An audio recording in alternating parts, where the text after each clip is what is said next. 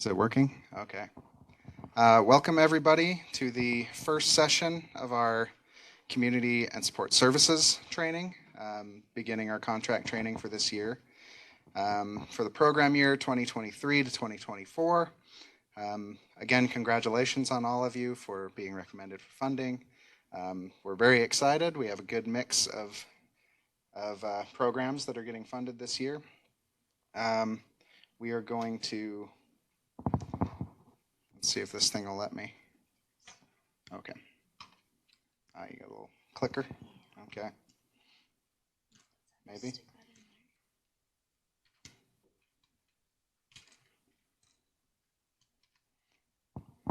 It's always the first way you try, but it has to be the second time you try it, right? Okay. Click. Okay. So before we begin, just the usual information that we run you through. Please silence your cell phones. The training presentation slides are all provided in hard copy to all of you in your folders. We are making some more hard copies if you would like an extra for other members of your team that might be here as well. This meeting is being recorded and will be available afterwards in Zoom Grants if you would like to review it. The location of the restrooms, as Karen was saying, apparently the ones on this floor are out of service. So you will either have to go up or down a floor if you need to visit the restroom. Please feel free to step out at any time to do that. It's not that formal. Well, and if you have a question, please raise your hand and at any time and we can get to it. This is the agenda snippet we're looking at. This first session from 9 to 10:30 is the in-depth review of CDBG, ESG, and SSBG. We'll also talk a little bit about CDBG CV since that is on the ticket this year. This is a little bit more of a detailed dive for those that wanted a little extra information. Starting at 10:30 to 11:30, that last hour will be the contract specifics and monitoring expectations about these funding sources as well. So keep that in mind. So we will be running through contract development, going over the general terms, the general timeline, what it's going to look like getting your contract up and running, signed and processed. We'll be looking at requirements as far as eligibility, insurance requirements, etc., all the necessary paperwork that you're going to be uploading in order to get those contracts ready with us. And we'll also be looking at the specific requirements for the funding sources that you are receiving. Some of those sources have different requirements than others for those of you that are familiar. And finally, we will be going over reporting requirements, which is my favorite. That's what I will be bugging all of you about throughout the next program year. So we'll get right into that. Amanda, would you like to go over the general contract terms? So here I'm going to ask a question. Where would you find this information if you're not familiar with the general terms and conditions?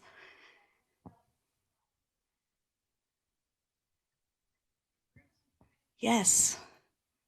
Zoom grants. You get a prize. We like to make this interactive. Okay. Dan, you want to go ahead and go to the next slide?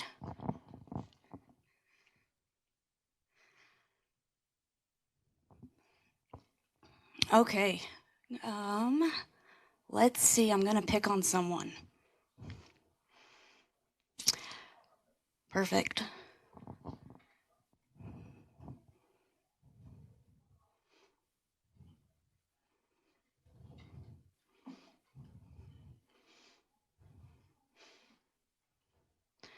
Who can tell me? I know I said I was going to pick on somebody, but I'll just kind of leave it open. Who can tell me what equal opportunity means?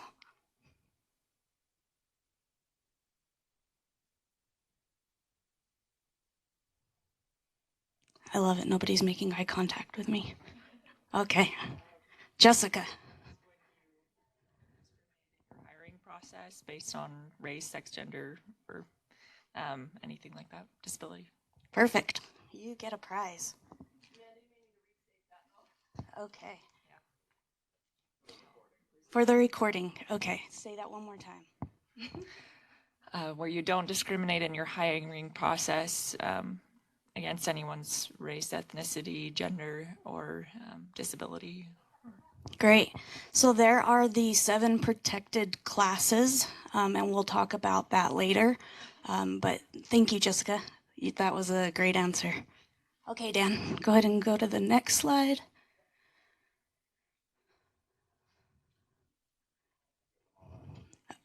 Okay, another question.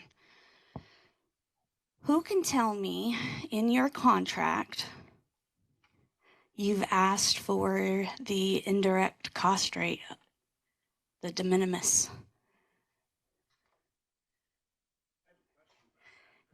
Okay.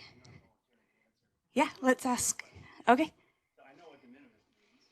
Okay. I see that it has been set at 10%. Is there any reason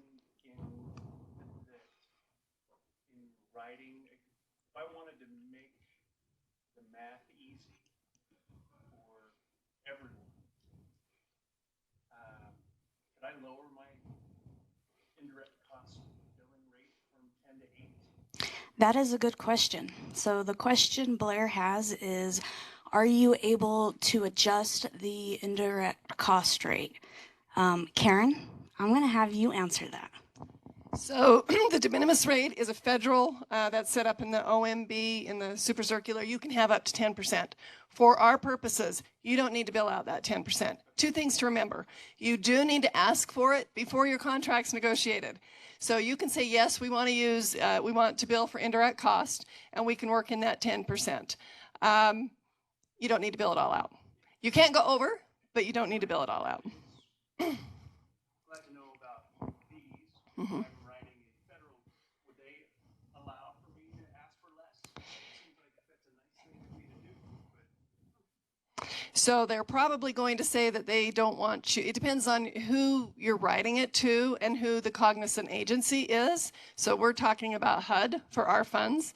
And the instructions that we have from HUD is you can go ahead, bill it up to 10%. But as far as our billing, we're not going to bill out 8% or 7%. We're just going to put it in your budget line items. And you're going to come back at the end and you're going to say, I don't need the full thing. And we're going to make a budget adjustment. You may, if you know up front, yeah.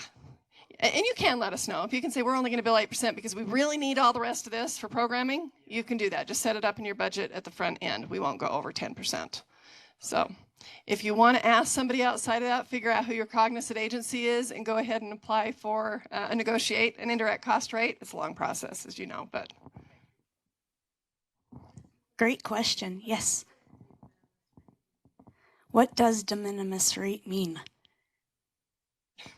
There's probably some Latin thing for it. All I know is de minimis means that it's the federal, the 10% negotiated rate.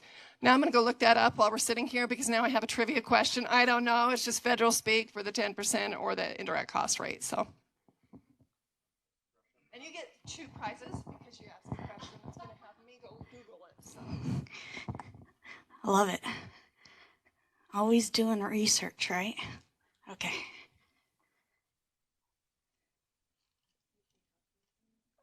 Go ahead and shift around. While you're doing that, Dan, do you want to go ahead and go to the next slide?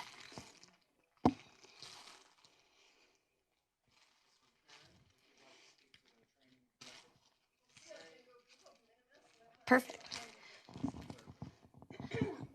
I will Probably grab Maria or Angie to help with. That's all right. We'll get it later. You're going to be up on this. Okay. So when you do your contracts, you're going to have statement of works. You're going to have goal statements that Dan is going to help you with.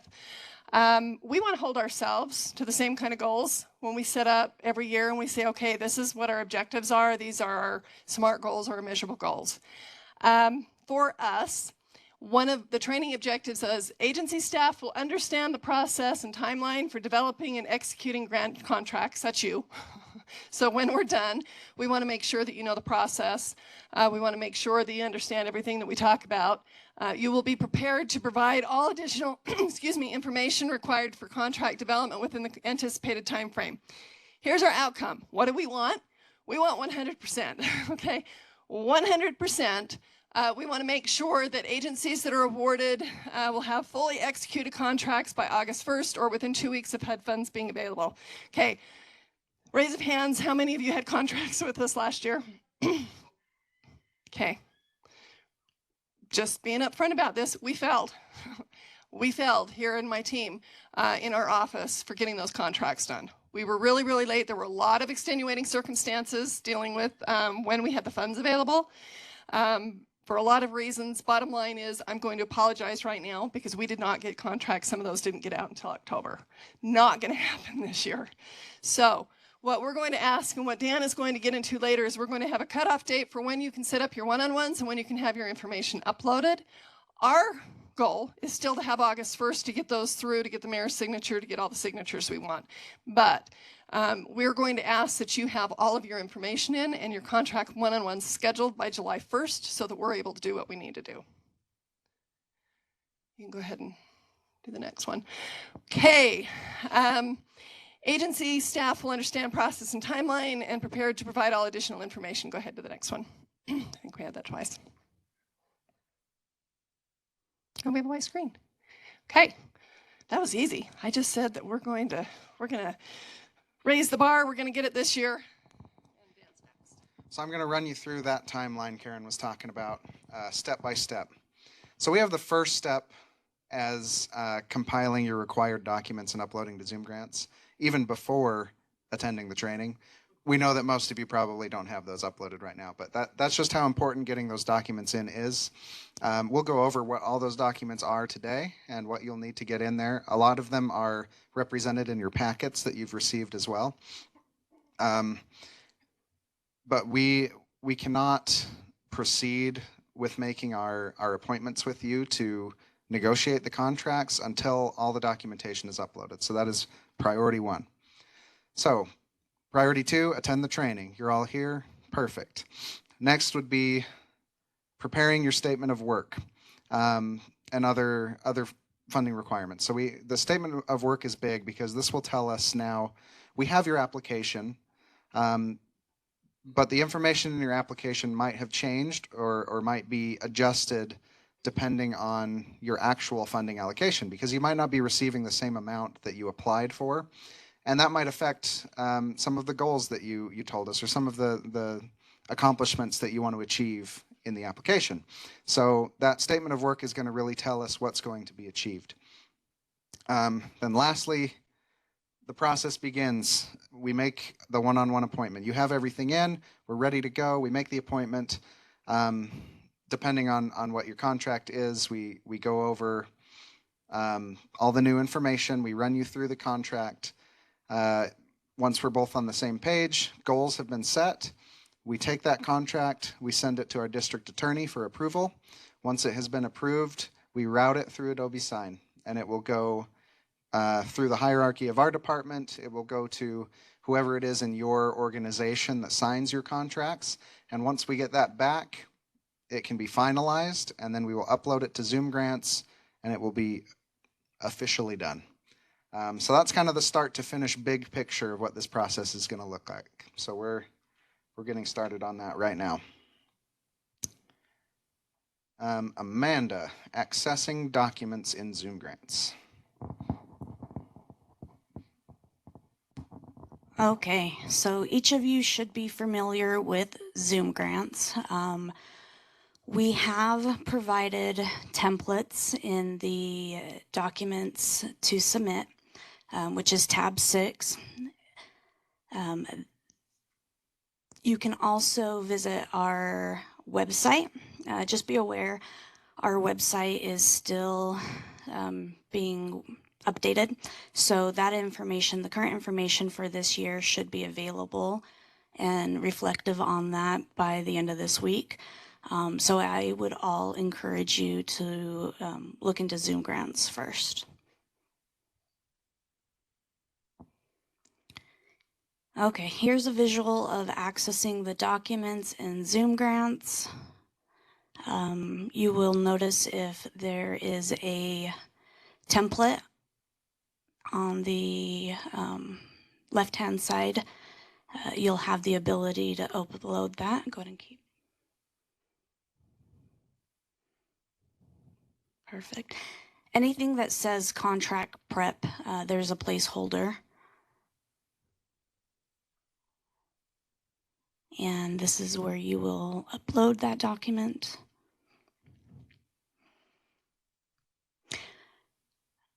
Dan and I will be reviewing the documentation prior to the one-on-one.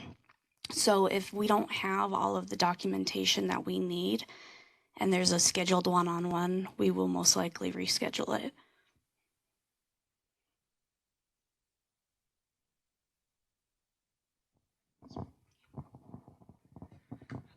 Verification of registration within the state of Utah.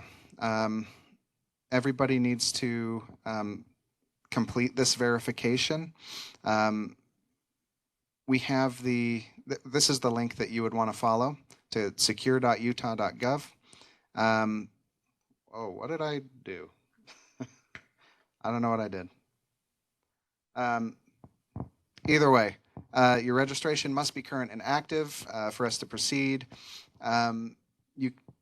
The last point on that slide that I somehow erased was you can pull up your business and print the page to be submitted with your contract information. So just make sure that we get that in. The FFATA document, as we call it, or the Federal Funding, Accountability, and Transparency Act. This tracks all federal funds for governmental transparency. This will be found in your packet as well that you've received. It has been updated to reflect the need for the needs that we have in the current year. It is free to register. It's just another one of the requirements that we need every agency to fill out. SAM.gov as well. There's also a reminder on that page in your folder that the DUNS number that we have required for so long, this was effective last year as well, has been changed to be a UEI number. There are instructions on that page on how to get your UEI number if you haven't done that before. It's a very simple process, but just keep in mind we are not requiring the DUNS number anymore. It is the UEI, or the Unique Entity Identifier. Okay, really quick question. How many of you have already know that you're renewed for this year?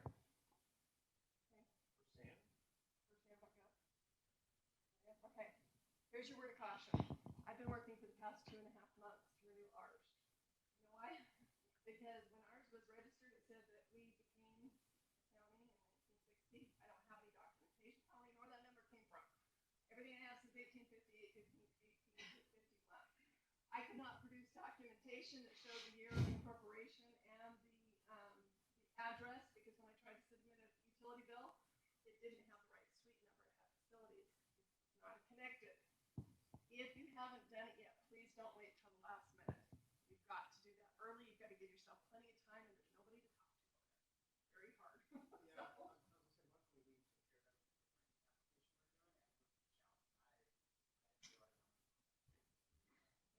Thank you. And everybody that sends you these things, pay us and we'll do it for you. Yeah, they could, but they're not going to get any further if you've got the information. So just start early. Thanks, Karen. We're going to go through a few more of these required documents just so you're aware and have a visual of what to look for. Next is going to be that was a look at the FFATA checklist. This is the American Disabilities Act form. This is all about accessibility.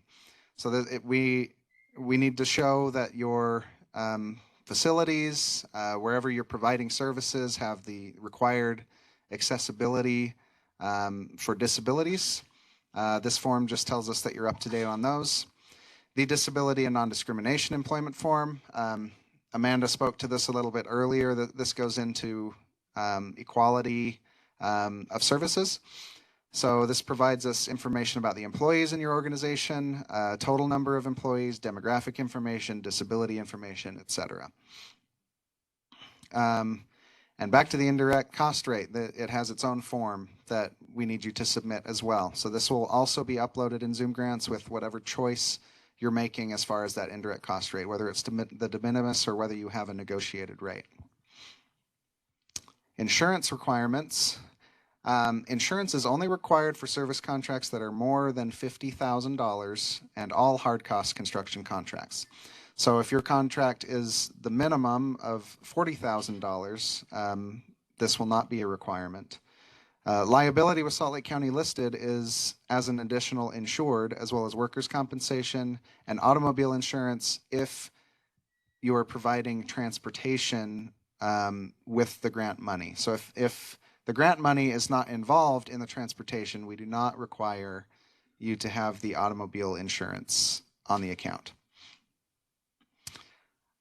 Additional contract requirements. So the period of performance is from July 1st to June 30th, unless you receive SSBG. This is one that I want to drill home on everybody who's getting SSBG. It is a 11-month contract. It is not a 12-month contract. So all your deadlines will be shifted 1 month earlier than everybody else. So please keep that in mind. Instead of June 30th, that deadline will be May 31st. Eligibility is just name, address, income, demographic information, etc. We need to know code of conduct, drug-free workplace information, as well as the equality information with employment, no political, religious lobbying, or nepotism, and all the affirmative action legal requirements as well. We also ask that you acknowledge the county and HUD in all advertising. This would be like when you see a construction site that's showing all the companies that have contributed. We just want to see county representation on there as well as HUD representation whenever you are advertising these products or services that you're offering. You have something, Maria?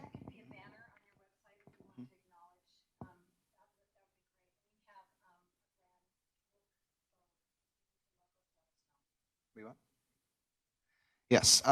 For the recording, Maria was saying that can be a banner on your website. We have plenty of logo materials available. If you do not have access to those, just reach out to us. We can provide you with whatever graphics or whatever it may be that you need.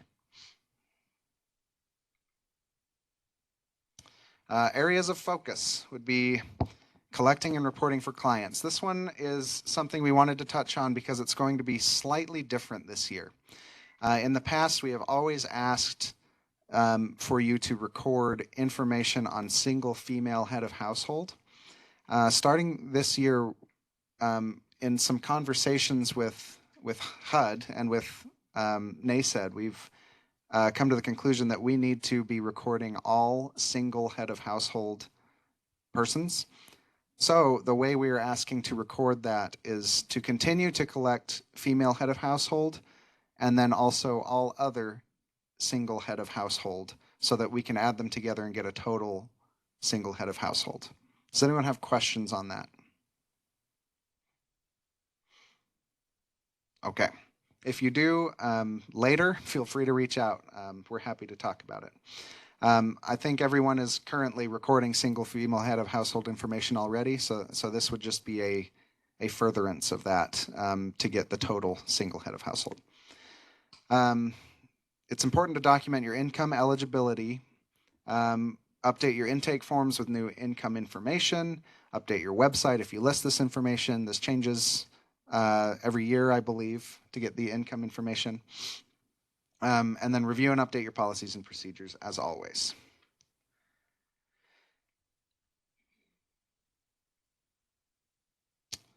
Financial management regulations. We've gone over the indirect cost allocation, record retention. I don't know if you want to speak to these a little bit, Karen, as far as the 2 CFR 200 information.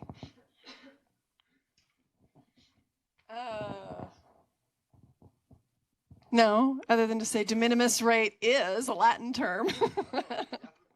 And it's basically just the minimal. It's the minimum, not of great importance, which is why anybody that hasn't gone through the process of doing a negotiated cost rate, which is a huge process, can just get that minimal 10%. So. Oh, if anybody did not get a copy of the PowerPoint when you came in because you weren't the person at your agency, will you raise your hand and Maria will give that to you just so you can follow along. Oh, we all learned some Latin today. That's great. And this also just has a reminder about harassment and retribution. There are also harassment forms that we have to fill out. We mentioned grantor recognition, civil rights affirmative action, etc. So these are just the documents that we need. Here are some visual snippets of the checklists for each of the funding types. Depending on the funding type you're receiving, this will be in your folder, and it will run you through a step-by-step checklist for all the information, documents, eligibility, whatever it may be that you need for that funding type. So please make sure you go over that and double check, especially if you're receiving a different funding type than you have in the past, because you might not be familiar with some of those requirements. So please keep that in mind, whether it's CDBG, ESG, SSBG, or CDBG CV. We will get into those requirements in just a moment. Yes.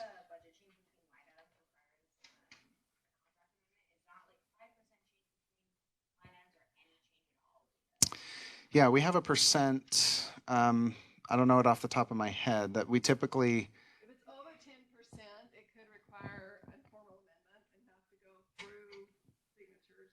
If it's under 10%, it's at the discretion within my team. The request needs to be made in writing.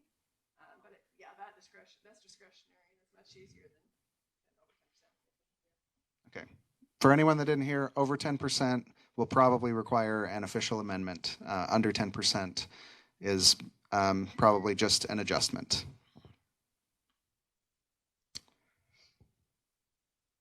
So, process timeline. First thing to do, once again, after this training has concluded, is get all your paperwork uploaded. And then you can meet with me to finalize your appointment. Yes?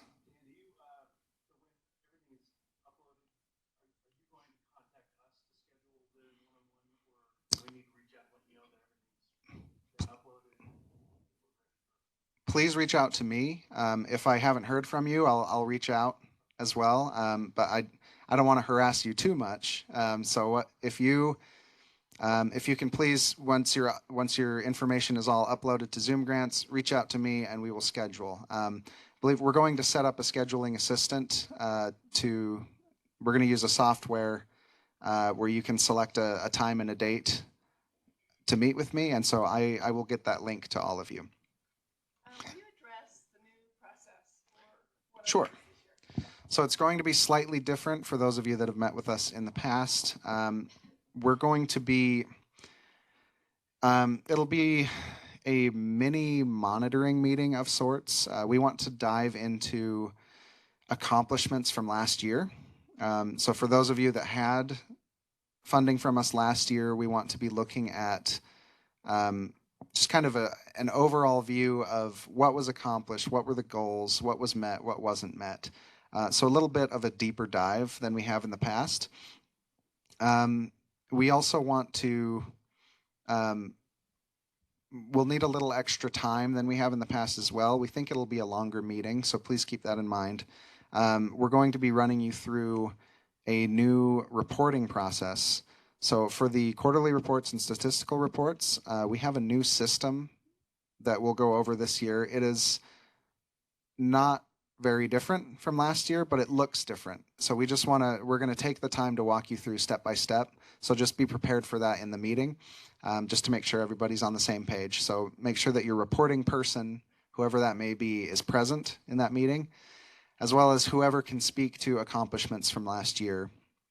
as well as whoever will be managing your contract. Is everybody clear on that? Okay, and I want to add to that. So part of this is when COVID hit, we have a certain percentage of contracts that we need to monitor. It hasn't happened since COVID hit. Some of your agencies have not been monitored since 2014, and we're in 2023. So what we're going to do is you're going to see an increased effort this year to make sure that we touch bases with all of you. Although it's called monitoring, it's really just to make sure that everybody's doing everything so that none of us have to pay dollars back. So that meeting that Dan is talking about, in addition to that hour to plan on for the contract negotiation, where you'll go over the reporting and you'll go over the actual statement of work, I would plan another hour and a half. It may be different people in your agency.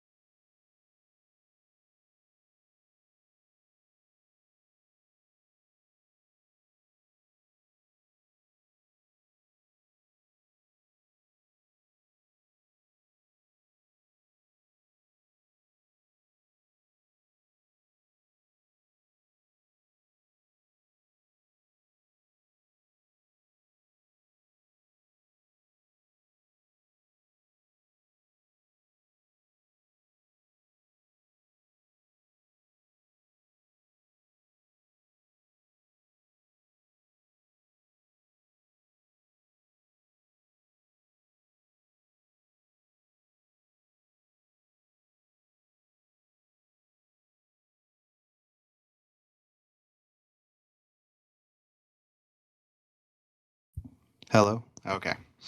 And so again, what that timeline will look like after we meet, we still have to wait for the availability of HUD funds, which last year came to us late, which, as Karen was saying, kind of threw a wrench in everything. That is unfortunately outside of our control. But once the HUD funds are available, the contract is submitted to the district attorney. This process can take anywhere from 1 to 2 weeks, depending on how available the district attorney is. The contract will then go to the agency for signature, and to the mayor for signature, and then the contract will finally be fully executed and available in Zoom grants. So that process, it takes a while, but it's we advise you to speak to whoever will be signing the contract to make sure that they are watching for those Adobe Sign emails, because sometimes they can get lost in the mess of emails that everybody gets. So just please be aware and looking for Adobe Sign. Amanda.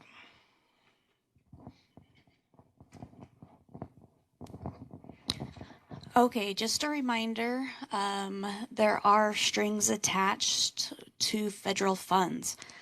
I don't know how many of you actually wrote your applications. I know I know with our team, we have, different things that we work on. Go ahead and change the next slide.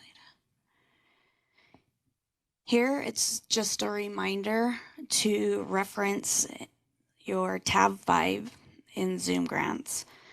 Here is where you're going to find your information on eligibility.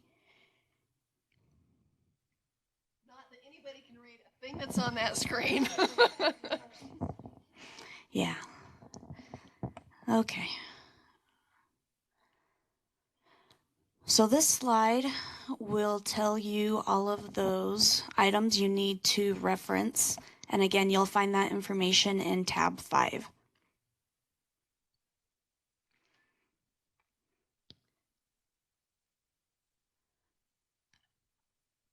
Again, please know what was marked.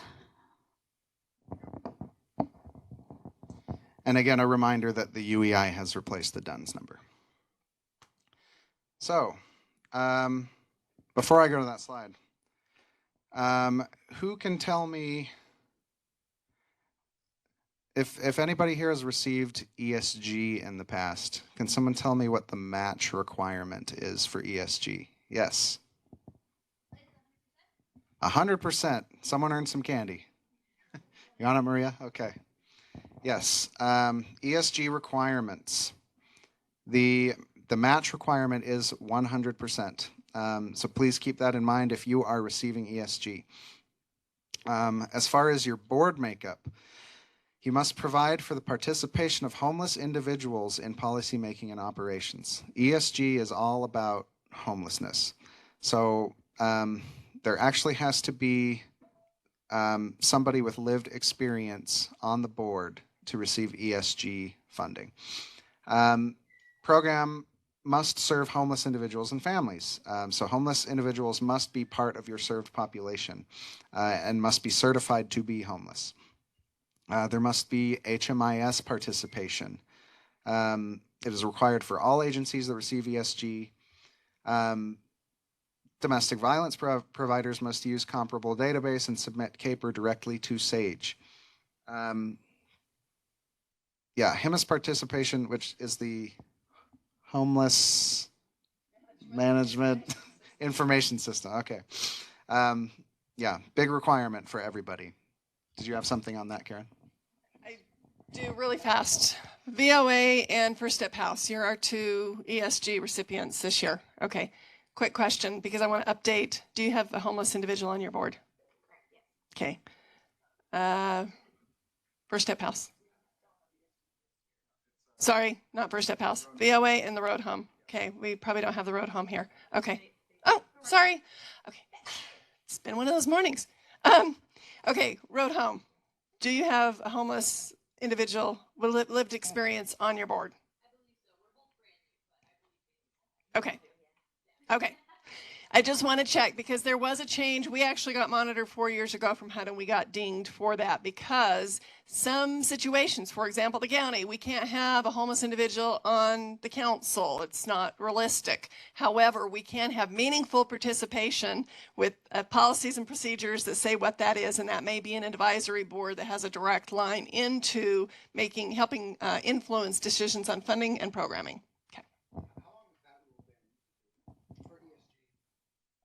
Longer than 11 years, longer than I've been with the county, but it's the interpretation of that and HUD's zeroing in on what they're monitoring on. And that has been a hot topic lately for Voices of Lived Experience. As well as your activities must serve very low income households at or below 30% of the area median income. So please keep that 30% in mind. Additional requirements. Please become familiar with 24 CFR Part 576. This can be found on the HUD website. This just contains all your ESG requirements. The ESG fact sheet.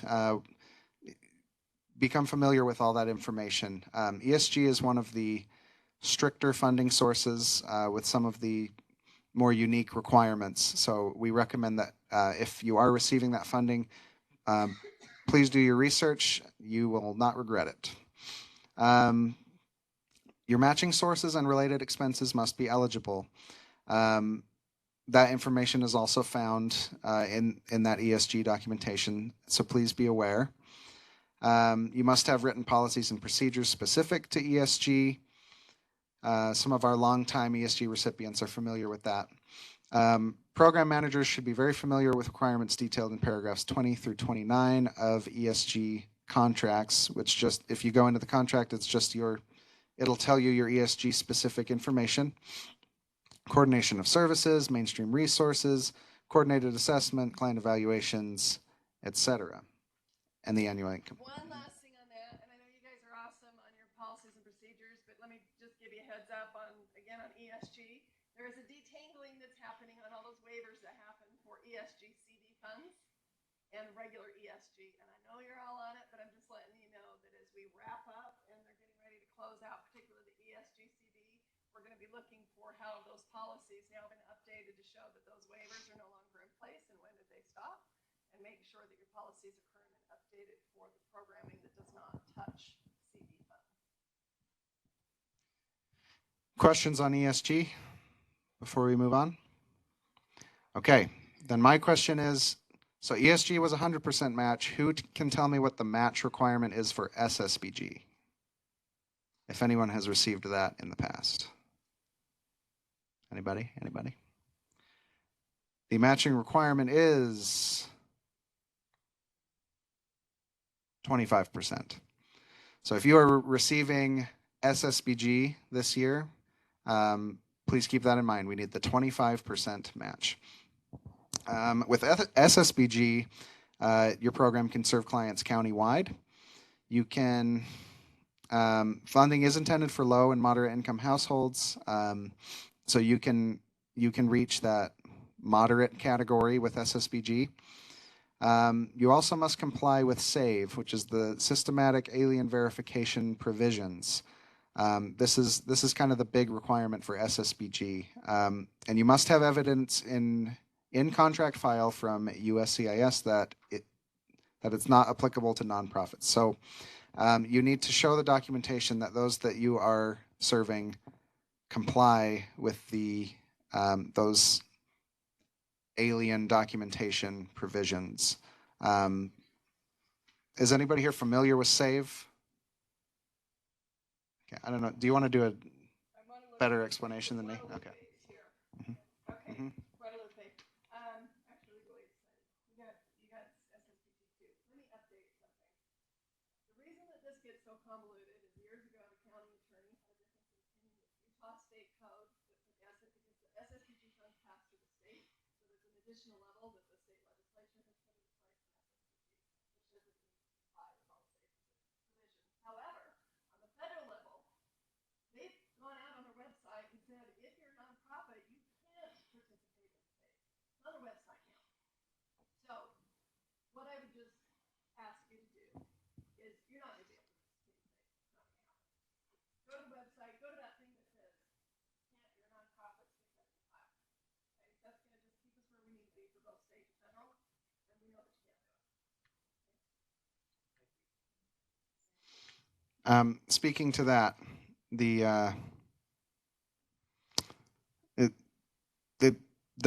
requirement here just says that the provider shall require the applicant to certify under penalty of perjury that the applicant is a United States citizen or a qualified alien in accordance with that provision.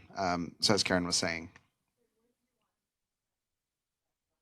So that documentation, just put in your master file, your grant file for your contract. But what Dan is also mentioning here for our SSBG, you still need to have something on your application form that says that you're here lawfully. Something in your intake form, it could be at the bottom, it just says I'm here lawfully. Put it on and make sure that we've got that signed. We received this in the past. Would this have been a requirement to be on the form before Yes, now? it would have been a requirement, whether or not it was Whether we did it. looked at, I can't tell you now, but it would have been a requirement. It's always been a requirement to be here lawfully. Which is part of what, when we say what funding, crisis services, rape recovery, we don't do SSBG. It's a crisis service, we don't mess with it, they only get CPP funds. So it is something on when you're filling out tab 5 on compliance that impacts what funding source you might get. It's only SSBG. Okay, additional SSBG requirements. The matching fund sources and related expenses must be non-federal. So please keep that in mind with your matching sources. You must have your written policies and procedures specific to income determination as low to moderate household income. As far as individual case files, keep your eligibility forms, documentation of services, units of service received, affidavit of lawful presence in the U.S., again, with the SAVE certification. And then the required certification regarding environmental tobacco smoke. This is, I believe this is a unique SSBG requirement as well. It Right? is, and it is attached to your contract. It'll be in your contract file. You don't need it in your individual files, just your contract file. Okay. However, and maybe it's on this one. The requirement for your sorry, I'm drawing a blank. It's the one for your employees individually. The DHS? Yes, the DHS Mhm. provider code of conduct, that does need to be in each of your employee files as provider. Again, these SSPG passes through the state. It's just that provider code of conduct. So we will, when we monitor, come out and just look at whoever is being paid with SSPG funds in that programming has that provider code of conduct. Just a sign. It's a quick one they can do. So we will look at your employee files or ask you for that. Okay. Again, back to the period of performance. Please keep in mind that it is an 11-month contract. So the period goes from July. Well, it's supposed to say July 1st. July 1st, 2023 to May 31st, 2024. Final invoice will be due June 30th. Final reports due July 20th. So. All of you on your PowerPoint cross out July 31st. Yes. July 1st. Yeah, we don't need that. But yeah, big highlight on that 11 months. Please keep that in mind. So, CDBG requirements. Does anyone know the matching requirement for CDBG? None. Correct. No matching requirement. Your program must serve a number of clients from eligible urban county jurisdiction, must reflect a reasonable benefit to urban county jurisdictions. HUD always wants to see the reasonable benefit. Your activities must serve very low and moderate income households that are below 80% of the area median income. So with ESG, it was what percent? 30. Good. They're listening. So at or below 80% for CDBG. Additional CDBG requirements. Document eligibility, please. We need name, address, income, description of services. Employment, no political, religious lobbying or nepotism. And again, the affirmative action information. Please keep all of that documented. This brings us to CDBG CV, which Maria will be going over for us. My voice is so loud. Do I need to use this microphone?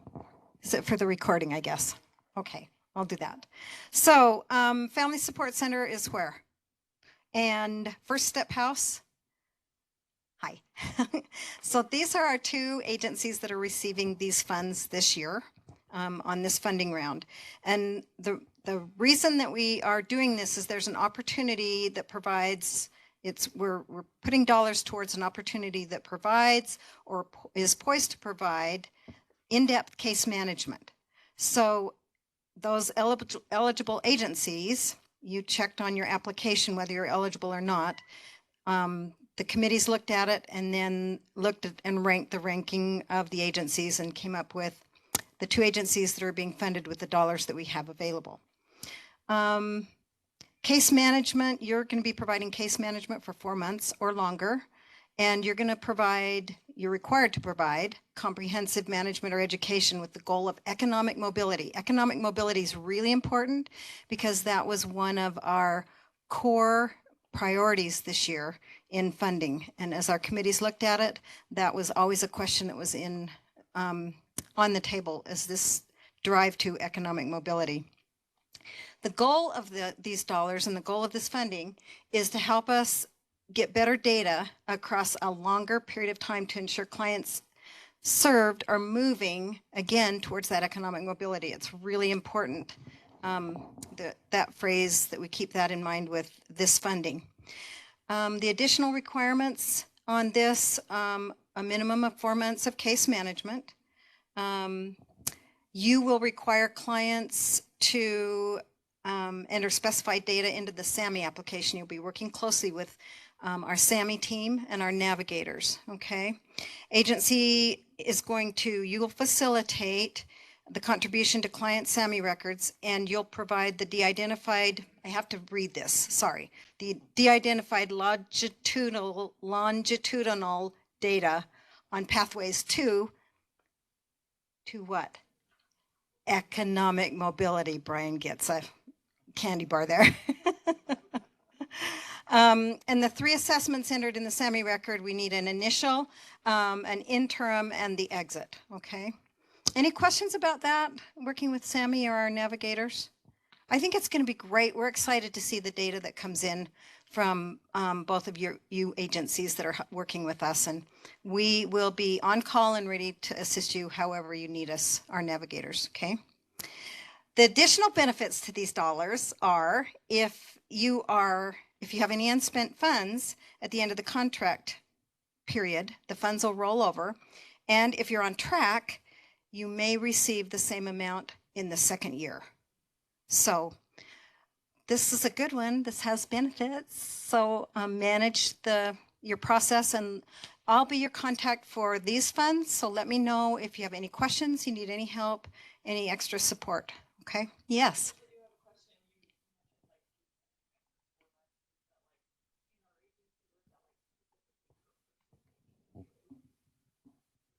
That's a good question, Karen. So when that was selected, that meant that you provide ongoing case management for 4 months or longer. The reason for that is we need to have an initial, an interim, and The exit. potentially an exit. But we're looking at 4 months or longer. So yes, it's per client, so it's ongoing. Per client. And you had a question back here? Oh, thank you for asking. She gets a candy bar for that, please. Yeah, or a stress ball. It could be a stress ball. COVID funding. It's COVID dollars that we received initially.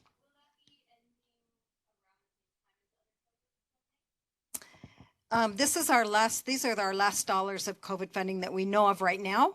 And so if anything changes, we'll update you. But right now, okay. Thanks. This is a balance of 2020 funds that were awarded. Thanks.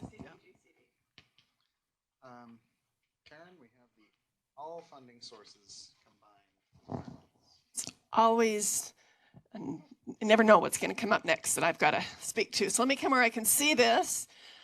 Okay, all funding sources. This is combined, so this is everybody. So confidentiality. Let me tell you one of the things that was picked up on I'm trying to think, it was, I won't say who it was, but it was about maybe 5 or 6 years ago. The concern was that when we went and did a monitoring visit, there were some domestic violence files that were on baskets on a desk that were not locked up. It sounds weird, but the 2 CFR, the super circular, actually addresses confidentiality in that. You've got to make sure that not only do you have everything in place to keep all that personally protected information confidential, but that your processes aren't leaving things where somebody that's coming in doing cleaning can pick up and look at a file, or that somebody is taking it home ever. So just know that this goes beyond just saying that, yeah, you have confidentiality as part of your thing, but we're looking for process. We want to make sure, and we're taking that very seriously, as are the feds. Demographics, when you get into the reporting, Dan will go over what is required for that. Coordinated entry participation for all agencies providing homeless services.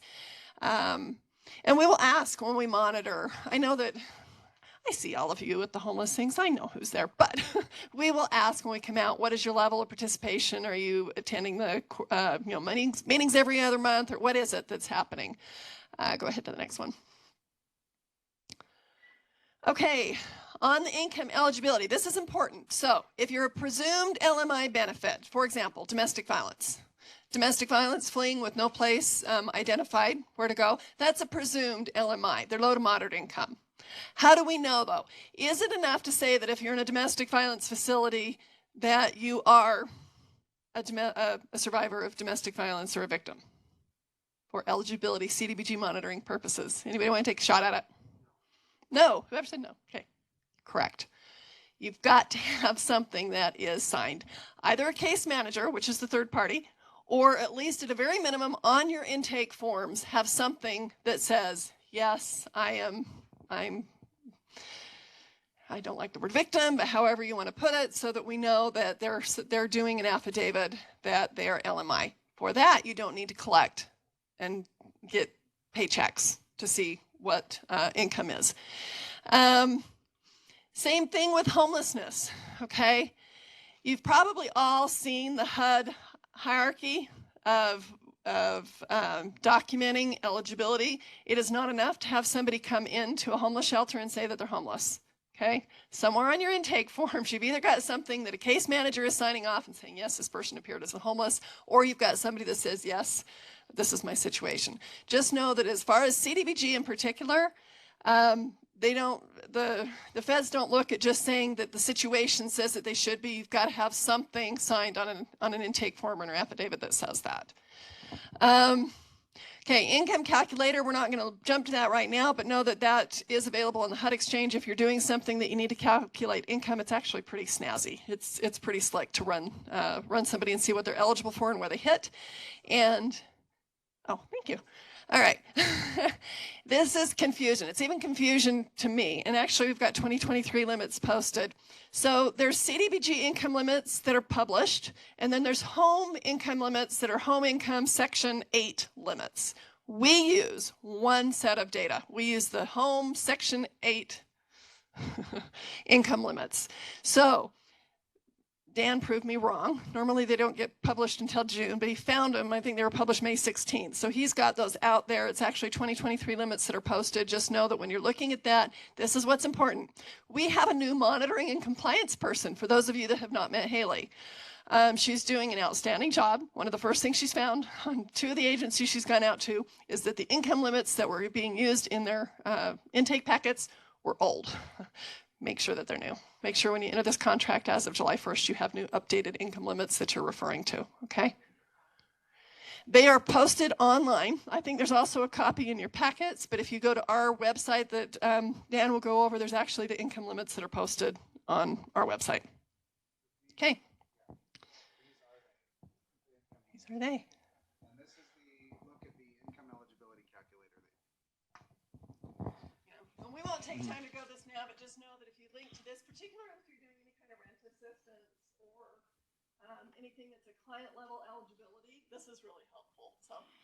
And it'll show the link for you right here if you want to get to that at HUD Exchange to get to that income calculator, as well as the link here for the income limits if you want to go directly to the source. It's at huduser.gov. Population served. Come back. There we go. Just a note here that you must identify the number of clients served in each of the eligible jurisdictions. This is to help us identify benefit. I know that this question comes up a lot for our folks that serve homeless individuals about where to place that jurisdiction. We are asking that you try to identify the last known place of residence or jurisdiction of those homeless individuals, so that we can get a better understanding of where these people are being served from. Because it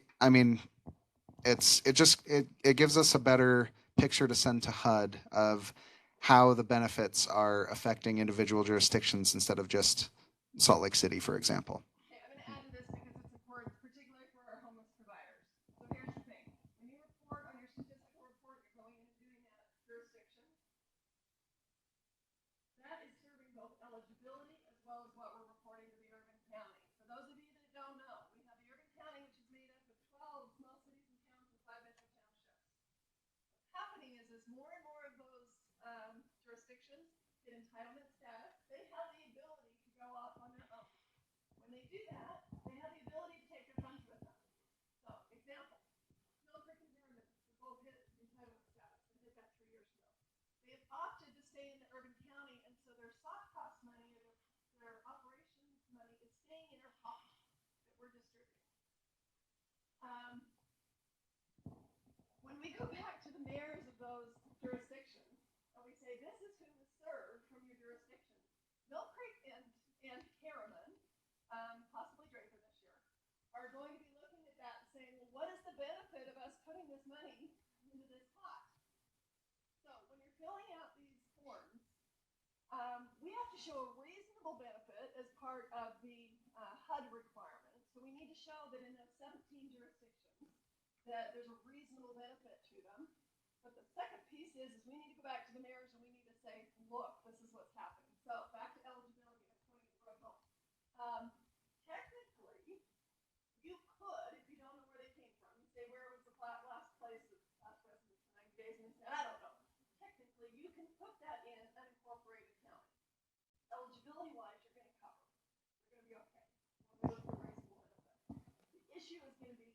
all of the road homes clients are showing in unincorporated county. When I go back to the 17 mayors, here you go, there's 0 showing coming from them. It's an issue. We need to make sure that the mayors of the county understand how your services are serving everybody that's coming from their jurisdiction. Quick question. So in the past, when Family Support Center was ESG, I believe like when I took over, when we got the reporting, I'm pretty sure the AFO program, the reporting numbers are at the program location, not where people are coming from. So it's like each time we just put everyone in the zip code, certain zip code. I mean, we could already do reporting where people are coming from. So with our ESG report, was that being reported back? Because we only put zip code for everyone. Does that make sense? I'm just. Yeah, so when you do ESG, you're talking about how you're entering it into HMIS. Yes. Okay, so when you enter into HMIS, you're going to follow the HMIS guidelines as far as where they're at. I believe, and this may have been updated, HMIS, because you're talking about a facility where they're living. Yeah. It's the residents. That's where they're living. Okay. So ESG, follow the HMIS standards, and that's how it's going to be. But you're going to have a separate thing that you're reporting on to us. Yeah, I would still do the HMIS. How you need to, I would still track where they're coming from for how you're reporting here. The reason is, and I know that we get a lot, for example, on road home, how it's showing heavy unincorporated county, which is fine. There are a lot of people, case. Well, those individuals are not just living in downtown Salt Lake. Okay. The other thing on the residents, because that came up, and we did look for CDBG. We looked a few years ago, and it was a substance abuse treatment center. They have the same question. It depends on when you do your intake. So for those that were coming in on the wait list that were homeless, that was fine if that was the process and policy and procedures. As of the intake, when they weren't housed yet, go ahead and use that. But that's how they were entering onto the intake, and the eligibility was based on that. Just make sure it's in your policies and procedures, however you're handling it. And you should have policies and procedures per funding source.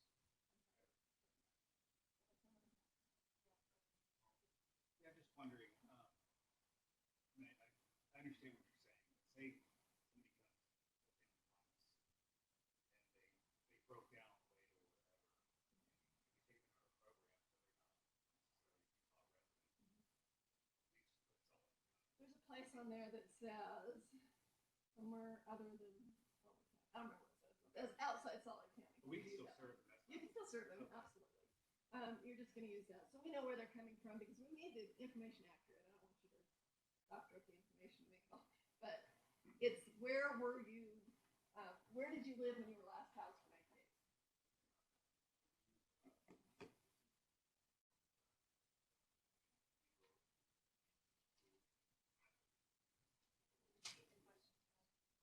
Yeah, let me see that. I'm going to let you say that because you were saying about say that loud. No, It's on the recording. no, we are using. Sorry, on the spot. We were using the zip codes to identify where they're coming from before becoming homeless. So you actually are gonna need like the full address in order for us to differentiate which city or which You can ask them. that's the problem. If they don't have that information. And you just say, I know that some are going to say I was from Salt Lake City. Everybody, they may have been a Draper, but they're still going to say. But it's going to be in your process on how you're asking. Now, there's a difference between going into the shelter and if you're going into rapid rehousing. In rapid rehousing, you're going to need an address and you're going to need to run that because there's certain zip codes that have 4 different jurisdictions. That's my point. Yeah. So yeah. Put it in your policies and procedures. I would not ask you to get a full address of where somebody was if they're going into a night of emergency shelter. Use a process that's reasonable, that says, where were you last? You're probably entering an HMIS based on those guidelines.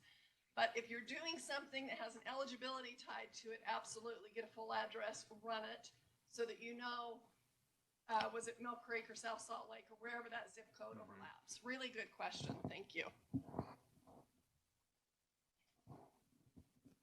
Oh, look, there's a map on there. Speaking of zip codes.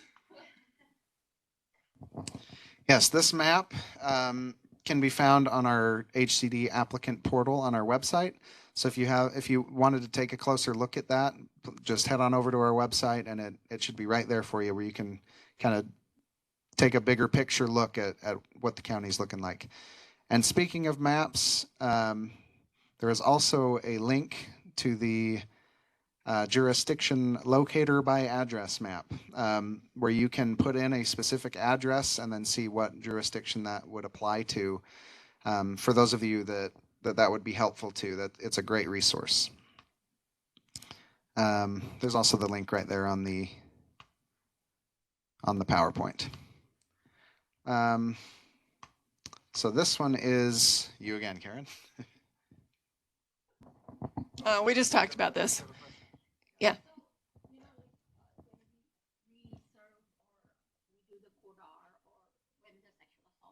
Mhm.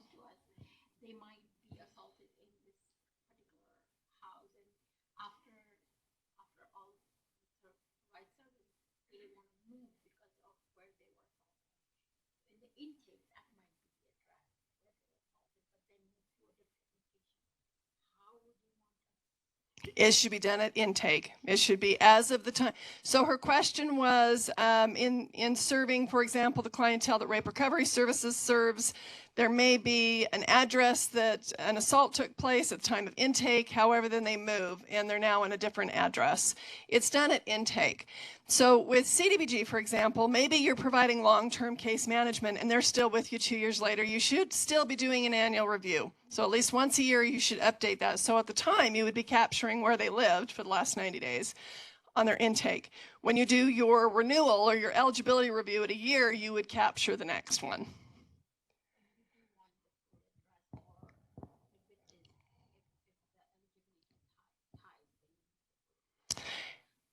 Yeah, so I'm not going to look at any protected information on a survivor when I come out, not going to look at an address. However, you're going to ask them. And Dan had mentioned earlier when he talked about the the intake forms that you need to have an address. You need to have it for that reason, for CDBG eligibility, because we need to show, it's part of the documentation requirement. So yes, but let me say that not just the zip code, but let me tell you this, you're going to black that out and we're not going to look at it. I promise you, we're not going to ask you to send us addresses. That is completely protected. Okay? Okay. All right. Next, we have the playing by the rules section. Amanda, would you like to speak to this one?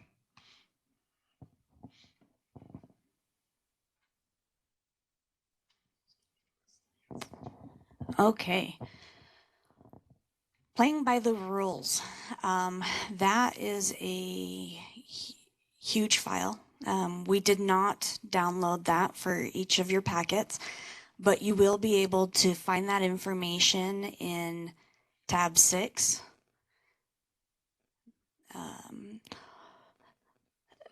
Will you go back to the last slide? Okay. This one is probably, I believe it's maybe like 12 pages. We'll say less than 20 pages. I would recommend each of you look at this playing by the rules. This handbook is specifically for our subrecipients on administrative systems. So if you have any specific questions or concerns about why and how we're doing things, this is what we refer back to. All right. We're going to get to the next 5 slides in the next 7 minutes so that we can give you a 5-minute break before the next one starts. Perfect. So, just another touch on these requirements here, that all funding sources you are required to be a drug-free workplace, as well as using E-Verify for all your new employees. So please just keep those in the back of your mind, or the front of your mind, either way.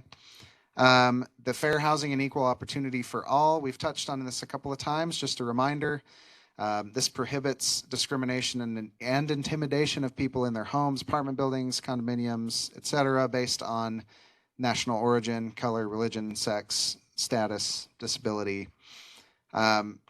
as well as the equal employment opportunity along the same lines, prevention of unlawful harassment based on those same protected classes. And Salt Lake County adds to that with age, sexual orientation, and gender identity. So please keep those in mind as well. Fair housing and equal opportunity. Again, non-discrimination policies for employees and clients. You need to also have a communication policy as well as a language assistance plan. There is a template that our coworker Carlos, who is not with us anymore, he moved on to bigger and better things, but he put a lot of work into creating this template for a language access plan, which you can find on Zoom Grants. Unless you already have one in place, that is awesome. But if you need a template or some assistance on putting one together, that is readily available for you on your tab 6 of Zoom Grants. Very quickly, take a look. I think it was Guadalupe actually that called us on this 2 years ago, which caused Carlos to create that. In the past, when you received SSBG, it was suggested but not required to have all of the same requirements as ESG and CDBG. The county put in place probably 3 years ago the policy that it applies. We're going to require it. The feds don't require it, but we're going to have all the same policy. So that's why that popped up where all of a sudden there were some requirements for SSBG that didn't happen before, such as the language access plan. So I'm wondering.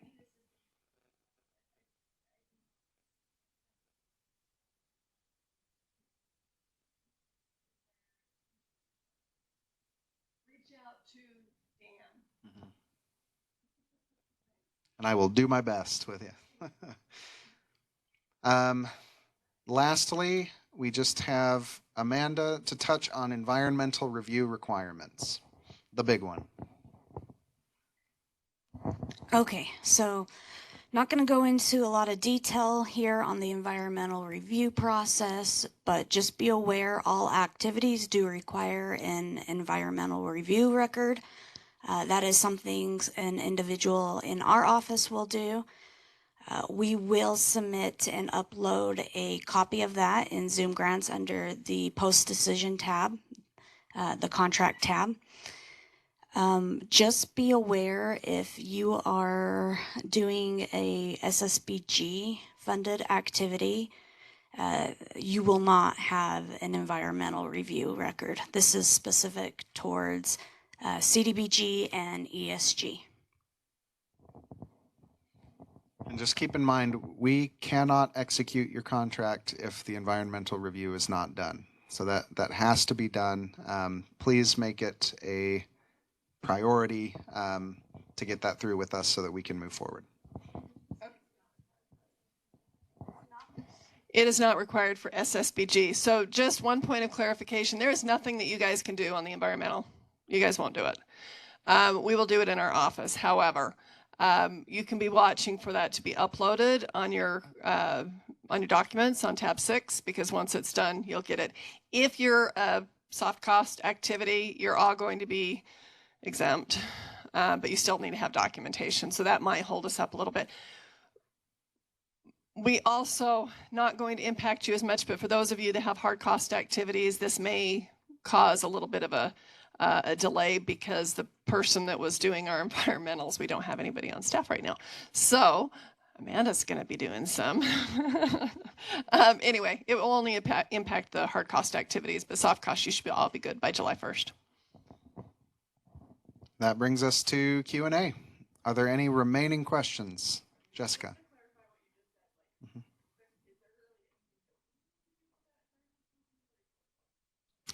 No, we do it all through our office. There might be some communication with you guys if there is, or if there are concerns. So Amanda will speak to it better. There's nothing you need to do. Just be aware, and if and when you're monitored, know where to reference that information. So if you're having, if you have a hard file that you've created, make sure that you print out a copy of that. If you have an electronic file, make sure that you save that.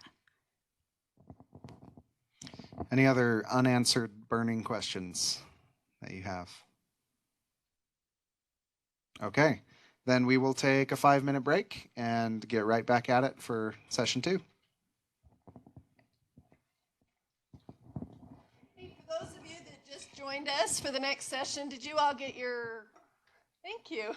You know exactly what I was talking about. Okay. Make sure everybody's got a folder or a PowerPoint. Yes. So this, oops, and I dropped it. There's this thing in it.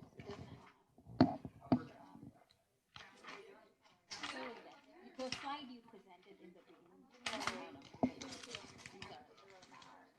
It was not there.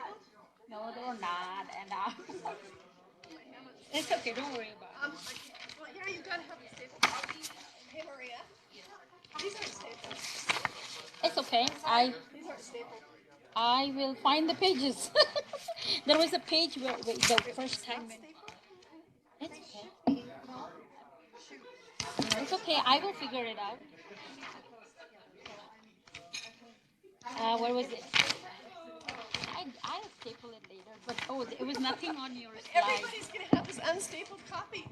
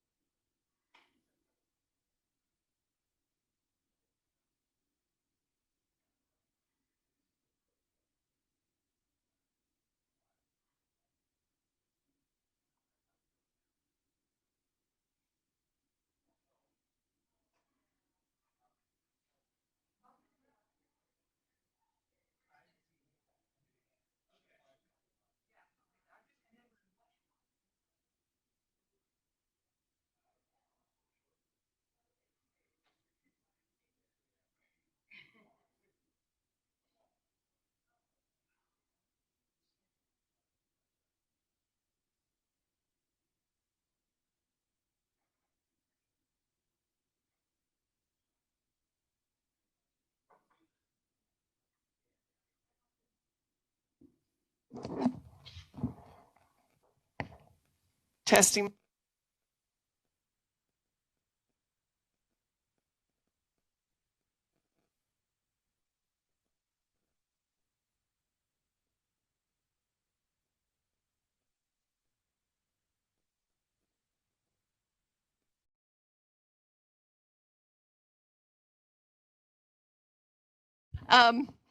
So the point here is you are going to see some of the same slides. Dan's going to briefly touch on it, and he may use this as a test your knowledge. Oh, look, we've got a third new one, huh? Yeah, you weren't here in the room. Were you here before? Earlier. Okay, so we have 3 people that have joined us. Okay, all right.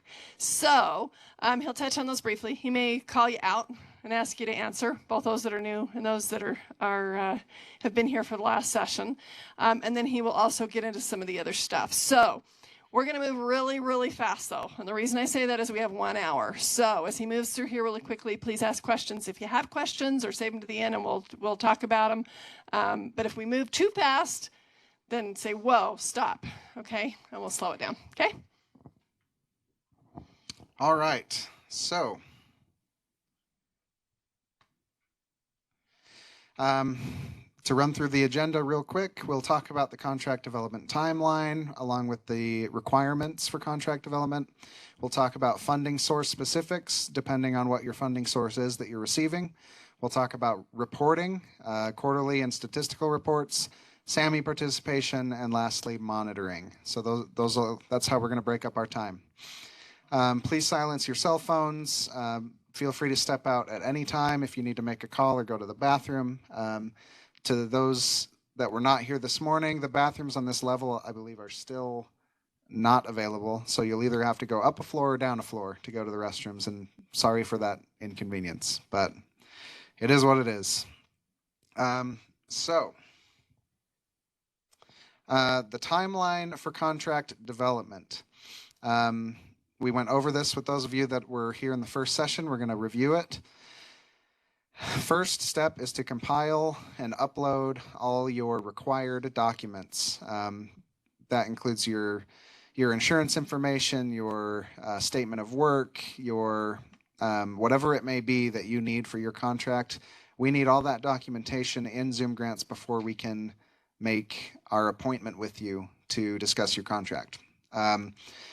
Also attend this training. So that's one check off your list. Once your statement of work and your budget and all that information is in, we can schedule our one-on-one appointment. We were talking about this earlier today, that the one-on-one meeting is going to be a little different this year. It's going to be a little more extensive. We want to dive into some of your reporting and accomplishments from last year. So we ask that you have somebody present in that meeting that will be able to speak to that, so we can look at what your goals were, what your accomplishments were, look at a couple of individual files to see what the documentation is looking like, just to give us a better idea of what the impact is that these funds are having. Then we will discuss the contract itself. We'll set your goals for this current year. And once that conversation is done, we can begin finalizing the contract. So we would take that contract to the district attorney. Once the district attorney has approved it, we will route it for signatures. That would go through our department, through your agency, through the mayor.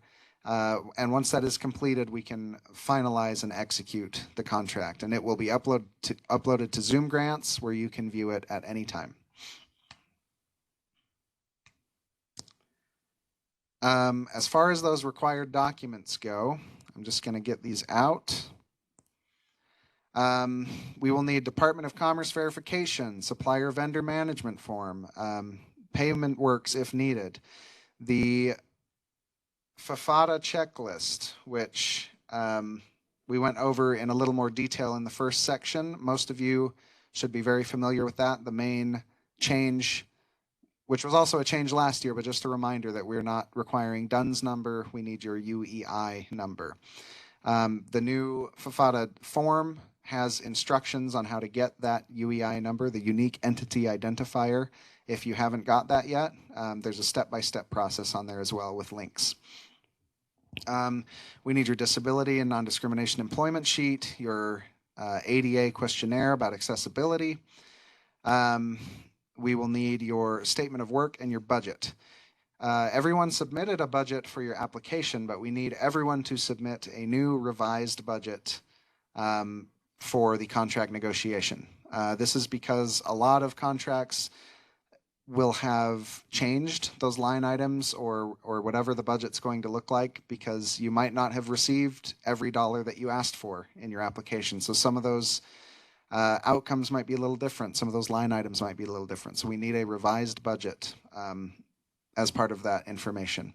We need your indirect cost sheet, a copy of your most recent audit, a copy of your bylaws, and all the insurance information as applies to your contract. There are two ways to access your documents. You can log into Zoom Grants and look at them all on your tab 6 as part of your Zoom Grants profile, or you can visit our website at the HCD applicant portal. They are all listed there as well. So please, whichever way is better for you, get those uploaded onto your tab 6, and then once they are uploaded, as soon as they're uploaded, please reach out to us about scheduling an appointment. We're going to be putting together a scheduling assistant through a scheduling software, so you can select a time and a day to do that with us so that we can get everybody in. We are asking that your documentation be completely submitted by end of day Thursday the 15th. That is a little over a week. That might be a little fast, but we are trying to really accelerate the contract negotiation piece of this year. Our goal is to have all those negotiations done before July 1st. And so the biggest piece of that is getting those documents uploaded. So whatever that takes on your end, we will do the best that we can on our end to make sure that everybody gets taken care of. And if you need any help or questions with those, please reach out at any time. There are also additional reference documents in Zoom Grants you can find for your convenience. There's federal income guidelines, deed restriction information, the indirect cost rate certification form, and there's also a template for a language access plan. We are requiring language access plans to be in place and uploaded. If you have one already, that's fantastic. It doesn't have to be our template, but if you would like a template, we have one available for you on tab 6.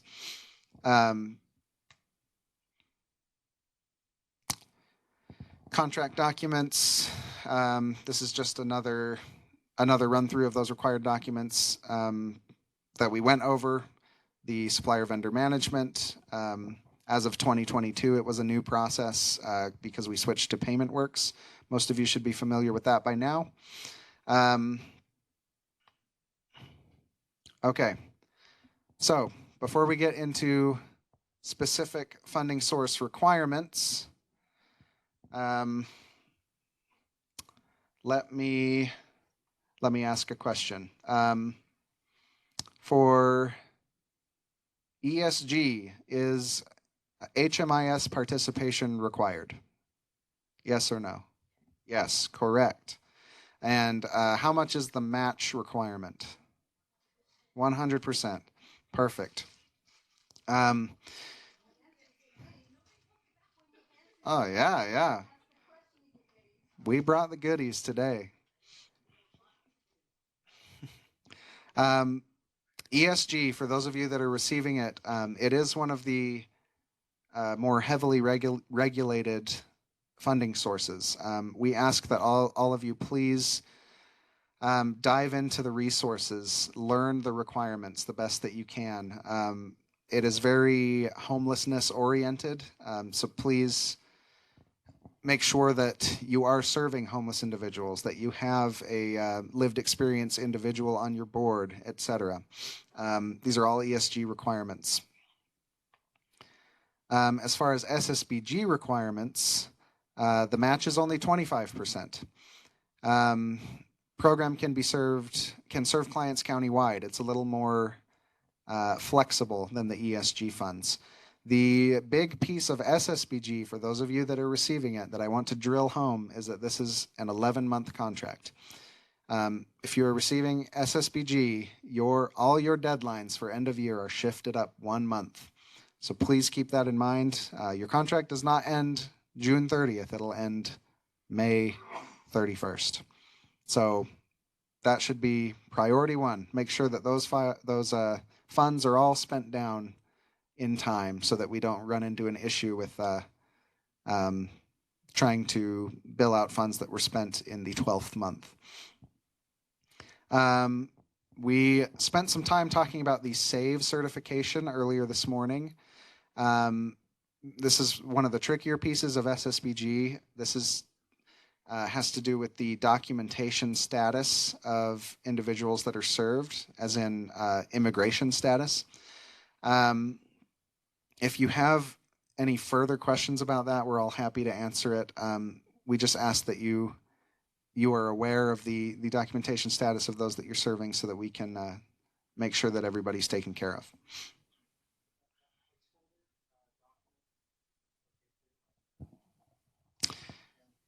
Yes. Perfect.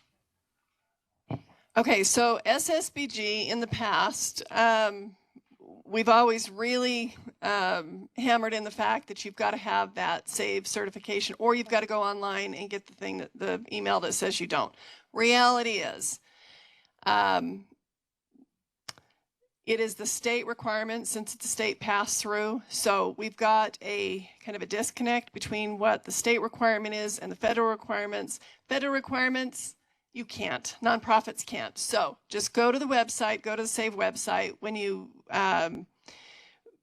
actually, you know what? I'm going to make this easy. Dan, just make a note. We're gonna email everybody. There's a page right on there. It says you can't. We'll just email it to. What we need you to do is take that page and put it in your hard file so that we are complying with the state requirements. You've got proof in there that says we can't do it, not even possible, and that's all we'll need from you. Okay, so if you'll just make a note, we'll send out. But the other piece of it where it says that you've got to make sure that there's an affidavit that every program participant is lawfully here, you do need to do that. That should be in your intake forms. It should be somewhere that says I'm a lawful citizen and I sign an affidavit or whatever for that language. So did that answer the question? Okay, yeah.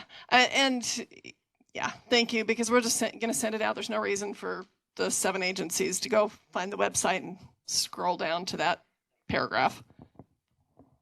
Perfect.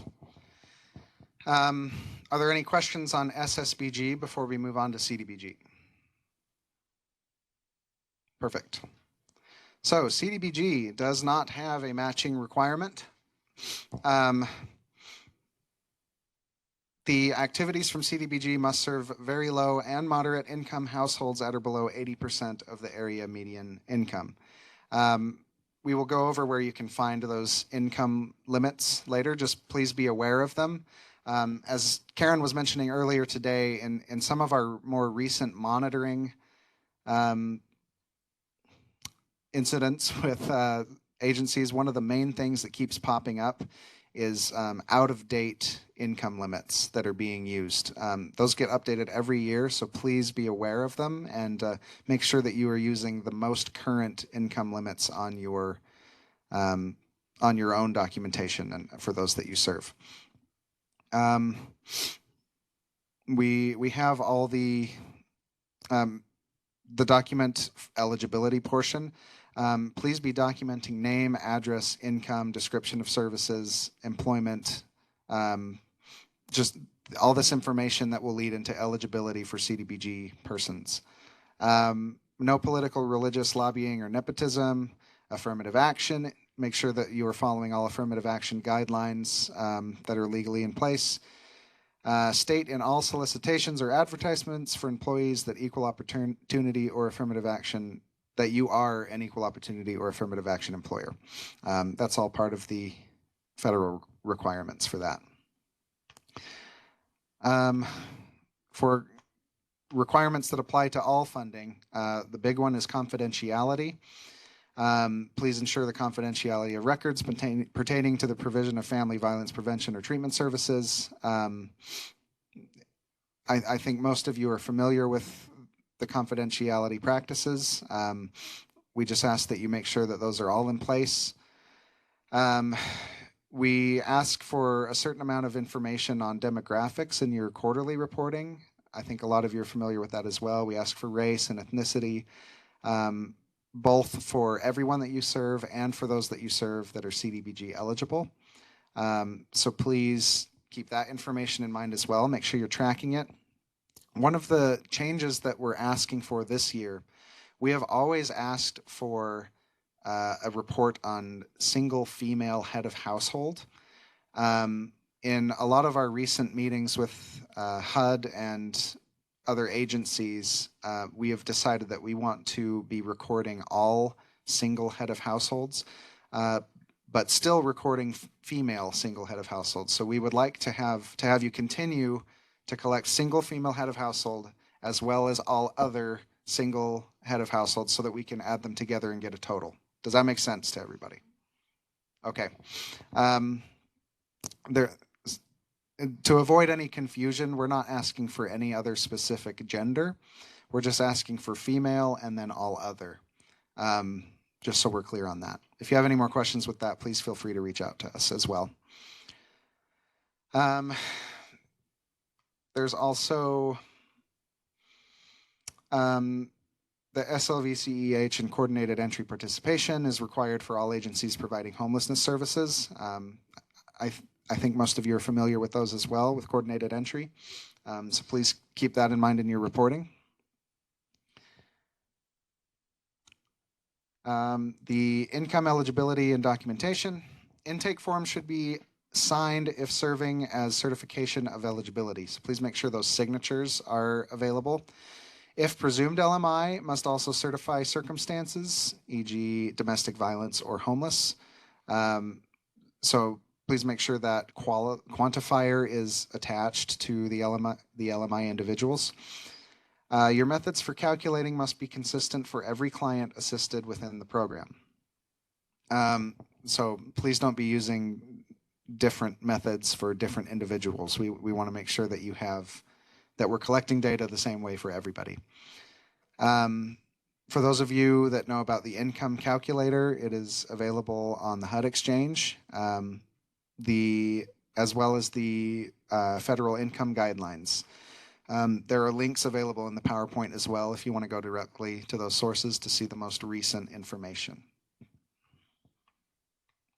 I guess we highlight this whole thing. Fun. Okay. We have on our website this map that is available for the eligible areas for the urban county. If you're interested, please take a look at that. It'll show you all the different jurisdictions and where those boundaries apply. There is also a link on our website that would take you to the jurisdiction locator by address. So if you wanted to find where a specific address is found and what jurisdiction it applies to, you can plug that address in the search bar and it would tell you right there. It's a very, very cool tool. We recommend that if you haven't used it, go check it out. So our process timeline. We went over this a little bit. Once you meet with me and we have our one-on-one, we finalize your goals, we finalize the aspects of the contract, then we have to wait for the availability of HUD funds. We can't give you the money until we receive it. So until we get that notification, contracts can't be finalized. Once we receive the notification that HUD funds are available, the contracts will be submitted to our district attorney. Once he gets those approved, then they will be routed for signature. They will go through our department and then through your agency and then to the mayor of the county. And once we get them back, then they can be fully executed and they will be uploaded to Zoom Grants where you can view them at your convenience. So, getting into reporting. Our learning objectives for this, we want all agency staff, all of you here, to be aware of reporting requirements associated with your contracts and the due dates. And we want you to be familiar with the reporting tabs in Zoom grants and understand the steps necessary to grant access to those. We want you to understand how your goals fit into your application, the steps necessary to get those goals finalized. And we want you to understand, excuse me, how reported performance indicators on the statistical reports impact our reporting. So we want you to see how you fit into the bigger picture and why we ask what we ask. So we're going to take a look at that. For outcomes, we want 100% of awarded agencies to have the funds will have processed and systems in place by July 1st. That is our goal. That's why we're pushing to have documents uploaded so quickly, because we want to, as Karen was speaking to this earlier, we did not achieve that goal last year. There were a lot of circumstances that led to that, but the fact of the matter is we got things done pretty late. So we're trying our best to correct course this year, and that starts with documentation. We also want 100% of the awarded agencies to provide additional information to county staff as required to finalize contract statements of work by August 1st, and 100% of reported performance indicators will reflect unduplicated counts. That is a big term for our reporting. We want all reporting to be unduplicated. That means when you are filling out your quarterly reports, quarter one will include everybody that is currently being served in the program, and you will report that to us. Quarter two will be only new people that were served in quarter two, none of which were served in quarter one. This will give us the most accurate information possible when we're trying to really take a look at the impact these funds are having.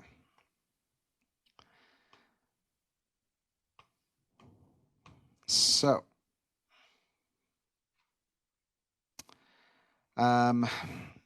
quarterly and statistical reports. We are changing the format of our quarterly and statistical reporting. We want to make it more user-friendly for you guys. So it's going to look, it's the same information. You'll be giving us the same reporting that you have in the last couple of years. We're just going to be having you submit it in a different format. Instead of going, it'll still be through Smartsheets, but it will be in a more of a questionnaire format, which is a lot easier to look at and a lot easier to deal with. And we think that will be beneficial for you and for us. We won't go into too many details in this training because we'll go over it step by step in your one-on-one appointments. So please make sure that when we schedule those one-on-ones, have present whoever will be entering the quarterly report data.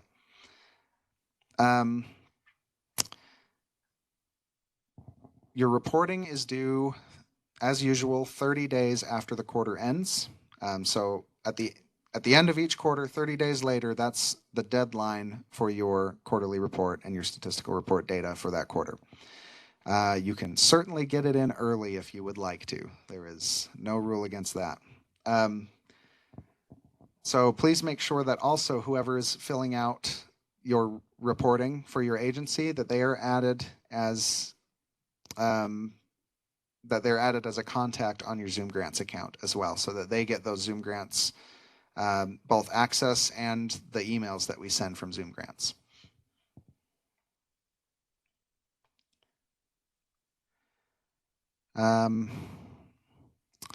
This is more on that demographic information that we were mentioning earlier.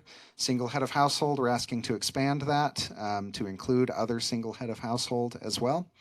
We're still recording race and ethnicity the same, as well as income level, disability, gender, and age. Please keep in mind that while we list the age for senior as 60, we have different ages that are asked by different funding sources to qualify as senior. So, like for example, CDBG and ESG consider elderly or senior to be 62 plus, whereas for SSBG it would be 60. This can be a little confusing, but we advise you to not overthink it. Just keep it in mind with your specific funding source requirements, or whatever policies you have in place for recording that senior age group.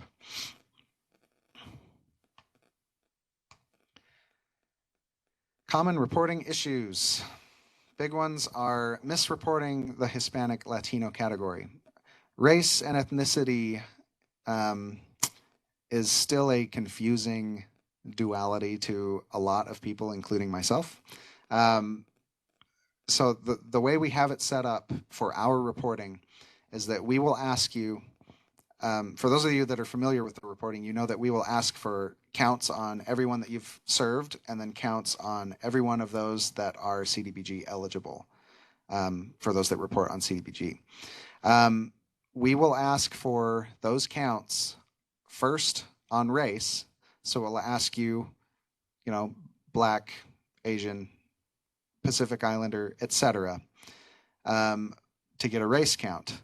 The next question will also ask you those same demographic questions, Black, Asian, Pacific Islander, etc., who are also Hispanic and Latino, which can be very confusing because it looks like you're answering the same questions again. But we're asking for the second time if you are Hispanic and Latino and Black, or Hispanic and Latino and Pacific Islander, etc. I know that's confusing. We're trying our best to clean up that data a little bit. So if you're confused about it, please reach out. We will totally help you. Did you have a question?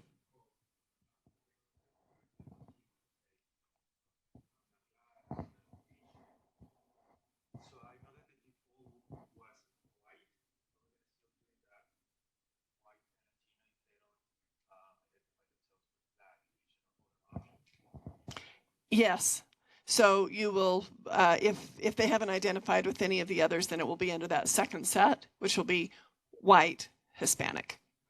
Thank you. So the question was kind of generalizing, if somebody doesn't identify with a certain race category, but they are Hispanic, then you can go ahead and put that in white and Hispanic. So the first question, because it's due to the federal laws that you have to identify a Hispanic person as Caucasian in race, and then ask the second question to identify if they're Latino or not. That's the reason that the forms are set like that. Yeah, so her comment, the reason it's a federal requirement. So we are reporting into the HUD system, and that's how we're required to report it into the HUD system, is first of all, the race, and then the numbers with each of the race that identify as Latino or Hispanic. So thank you. You're good. So we are compelled, because we receive the money, to ask. We're required. Our clients are legally not. It's not compulsory to answer any of that stuff. Because the people that we end up sending all this information to, are they aware that? Yes.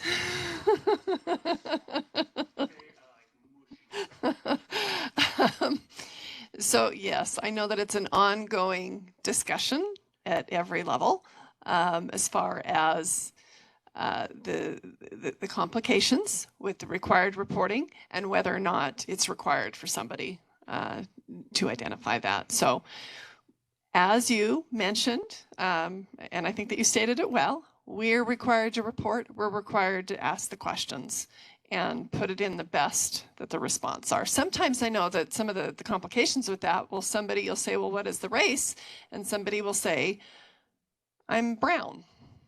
I've had people tell me, Hispanic or Latino. Well, I'm Hispanic or Latino, not identifying Hispanic and Latino and white, or Hispanic and Latino and yeah, you don't have time. So we're going to ask the question and have them identify to the best of their ability. And if they say Hispanic and Latino, but they don't want to identify a race because they say, yeah, I'm Hispanic and Latino and I'm brown, I'm not white. fine. Just put it in the white. I would recommend that you put that in a written policy. How are you addressing that? Where are you putting it? So when we come out and ask, we know where that is. Thank you for that note, though.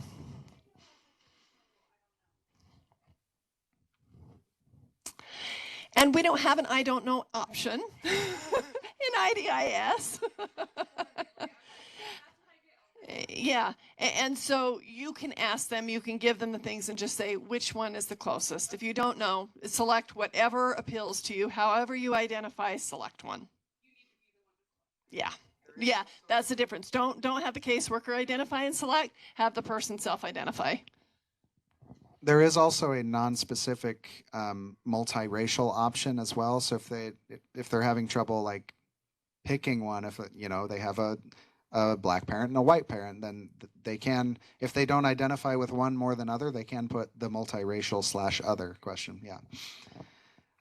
The important piece of this is to make sure that everyone you serve is recorded in that count one way or another.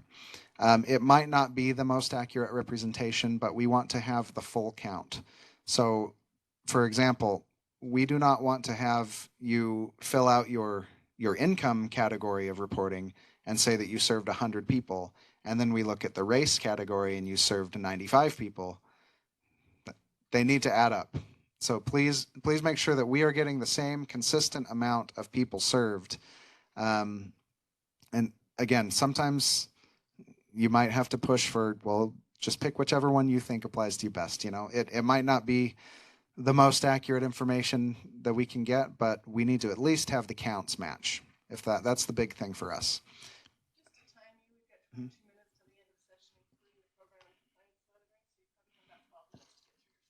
Okay, we talked about not duplicating, and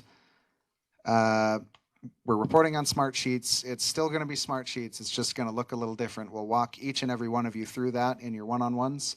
We're in the process of trying to streamline our data here, because our end goal, what we want, is to have more outward-facing data.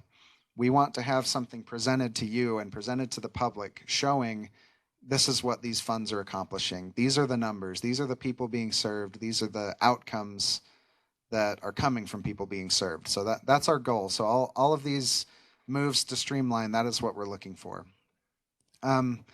Your link to your reporting will still be found in the same place on tab 6 of your Zoom grants. It'll just be one link that you'll follow, and it'll take you to your own personal dashboard where you can select to fill out your statistical report or fill out your quarterly report or look at your progress, either way. So that will be found in the same place. I want to plug Dan really fast. He's putting a lot of work in up front this time to make sure that you all have your own personal dashboard, your own agency dashboard. So it's more work on the upfront end, but I think it's going to let you get better feedback for what you're doing. We're excited about it. No problem. This is that screenshot. Administrative documents on tab 6. Your link will be right there. A quick note on this. We touched on this earlier, but if you're dealing with individuals that are homeless, we still ask that you do your best to identify the last known jurisdiction of residence for these people, instead of just listing them as unincorporated county, because we need to see these dollars affecting those jurisdictions. Otherwise, those jurisdictions might not choose to remain a part of this funding group, and we would lose those dollars, which means less dollars for everybody else around the table. So it helps everybody to put in that extra effort to identify those jurisdictions so that we see where we are actually helping. So as far as developing a goal, I don't know how many of you are familiar with the Alice in Wonderland story, but found this famous graphic from that story where she is asking the Cheshire Cat, where should I go? And he says, that depends on where you want to end up.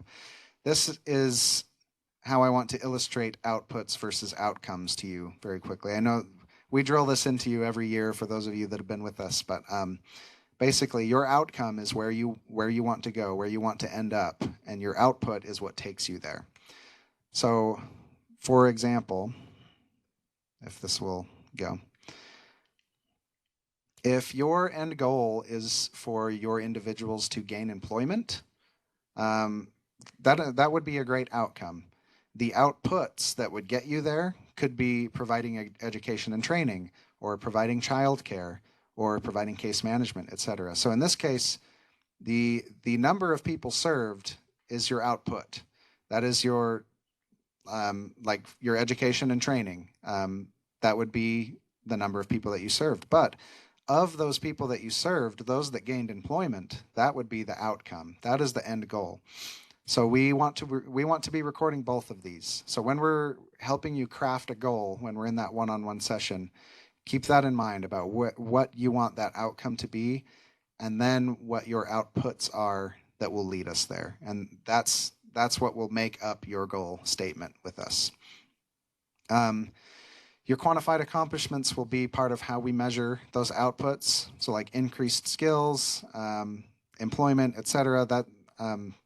These are just metrics that we can apply so that we can record those things. So whatever you chose in your application, this will help us understand how we're going to craft those goals. Outputs, outcomes. This is a little screenshot of the new format. So when you're filling out a quarterly report, for example, it will show your goal there at the top. And if you have multiple goals, you'll have a different sheet that'll show your goal number 2, for example.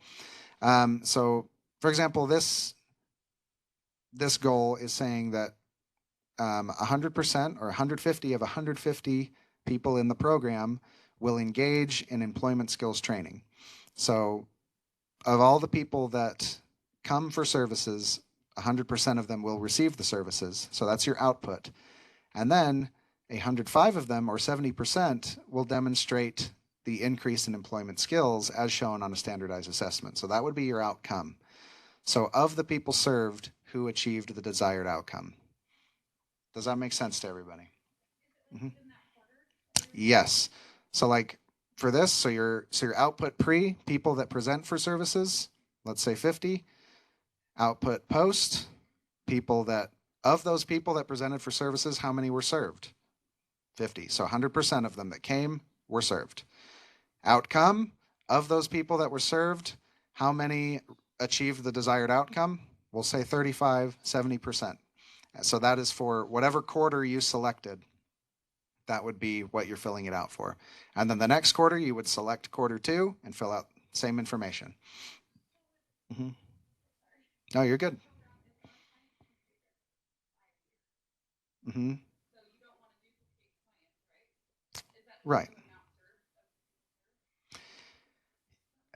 Yes. However, let's say that you have someone who's been staying there since before that quarter started, but then they achieved whatever your desired outcome is in that quarter, you can record that outcome in that quarter. Yes. Mm-hmm. But you're going to record when they came into the program. They've been there 5 years, they're already there. At the beginning of the first, when you do your first quarterly report, that includes everybody that was an existing client as well as all of those that came during the quarter. So they're existing in there, so your aggregate is going to show all of those, and then they're going to achieve the outcome. Okay. Hannah. And that question. So sometimes our clients, they come in the first quarter and like they might be taking different sort of service in the agency. So how would that be? So are we reporting them as new clients or ongoing clients in the second quarter? So, like a. They came in, did a Mm-hmm. quota, and then they come in, let's say, after 3 months because they're in trauma, they're in crisis, they did not want to come and get the services, and now they come back and they say, I want advocacy or therapy or this or that. Will that client become a new client, or is it? So like somebody that you've served before, but have essentially, like that service was closed out and now they're back again, or it's ongoing. They came in between. So they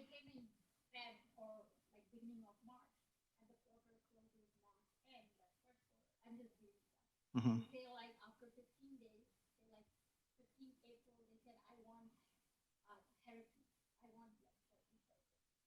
So then how are we counting that? So they were counted in quarter one, in March as a new client, then they're taking continuing service. Different service. Different service. So will that be double or? Because a lot of our agencies have that, like, clients come in and then they take like 15-day break or so and there's like overlap. It's going to be goal driven. So you're going to, you may have 3 different goals, and I am not familiar with yours right now. It used to be for rape recovery that you had a different goal for those that received code R's than you did for those that were receiving counseling. So the question is, were they reported on this goal before? So if they were already reported on that goal in quarter one or quarter two, or whatever it was, then you would just continue on that goal. So you need to have a reporting system, and you need to have a data system that's going to tell you what you reported. But it will be, it could be different. But last time I looked at your goals, you had a separate track or goal for the different services. Sometimes, the same client might get assaulted again and do a code R. Right.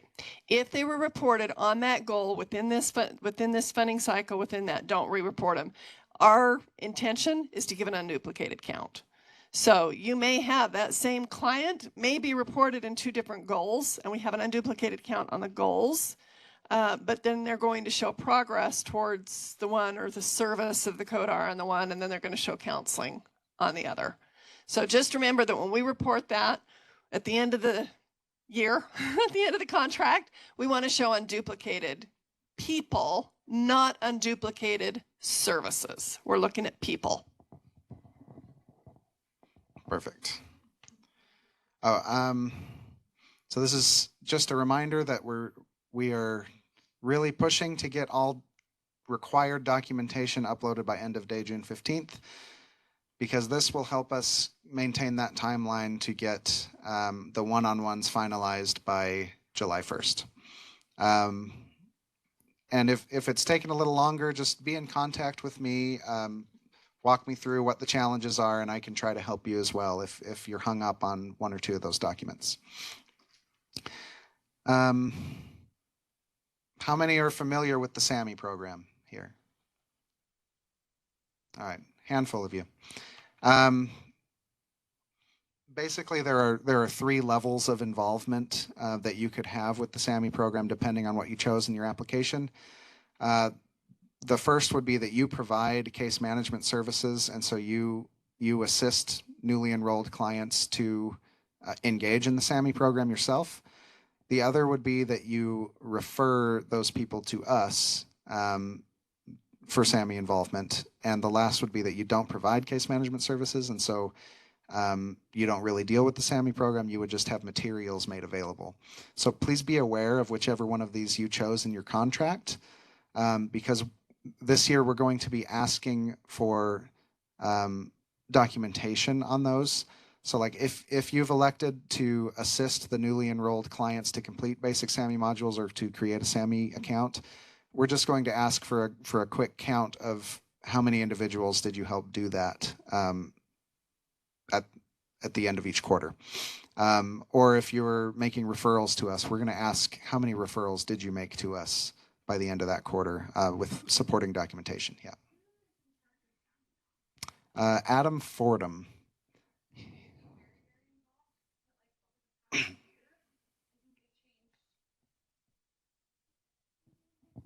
It might be because, yeah, it might have been because DeShayla, who was our prior, yeah, she was doing a lot more outreach. So what is happening now, and you're going to see as we are ramping up and making some structural changes in the program, within the next 2 months, you're going to see some additional staffing on that. And so you'll see the outreach revamp up and somebody will be contacting you. Yeah. Yep.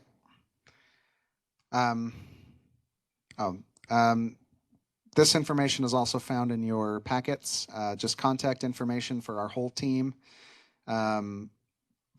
Depending on what you want to talk about, feel free to reach out to whichever one of us is over the topic that you need help with.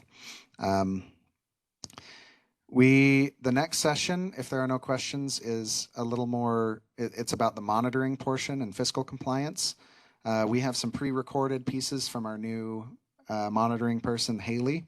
So I'm just going to play those, and stop me if you have questions along the way.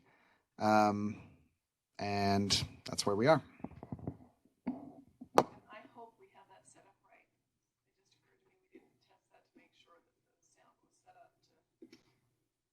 So too, let's see.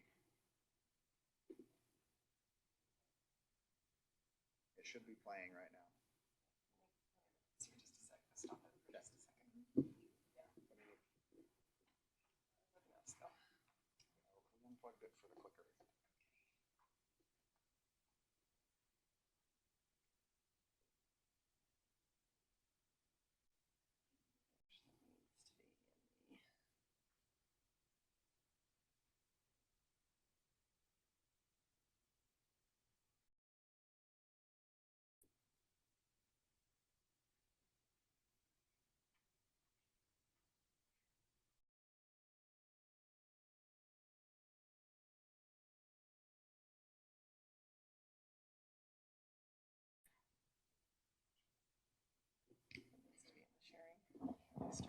It was also brought to my attention that some of the PowerPoint packets that were printed had a couple of slides that turned to gibberish or something. So we've reprinted those slides and we're going to pass them out.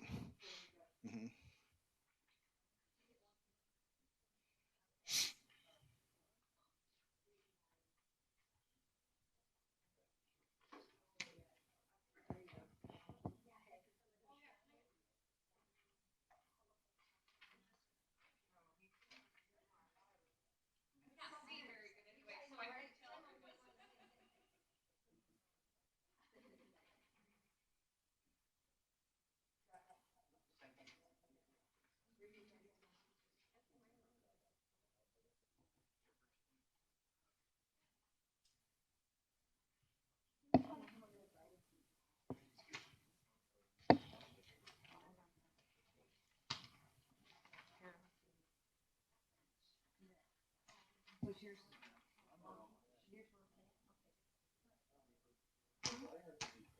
So for our program and fiscal compliance, each year we perform an annual risk analysis, and there's 5 different categories that we are ranking and scoring.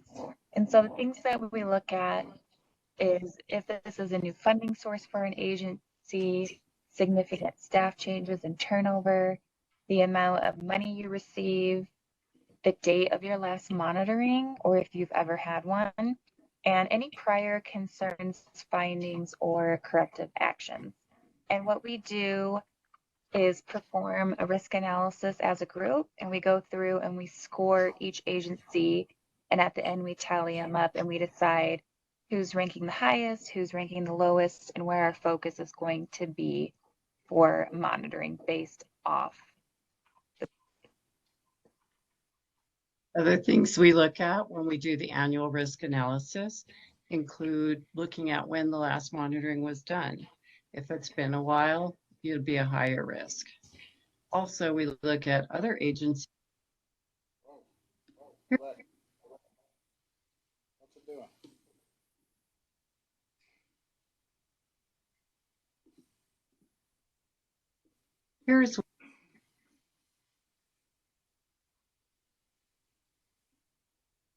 Here's where you would post those audited financial statements to the state auditor's website. You'll notice on the bottom that you click on the area that says submit reports. Typically, only 1 or 2 people in your agency probably have access to that, so you might need to find out who's the person that typically does the posting.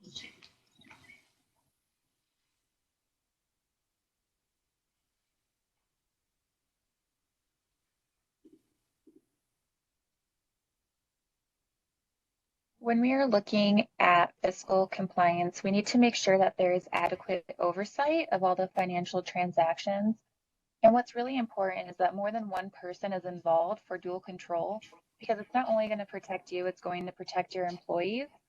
And we're also going to be looking for strong internal controls in your policies and procedures. And again, that protects you against fraud and human error. And then you want to make sure you always have itemized receipts for when you are billing us or requesting a drawdown. And then always, of course, keep backup information for your billings and reports in case for any reason they need to be reviewed.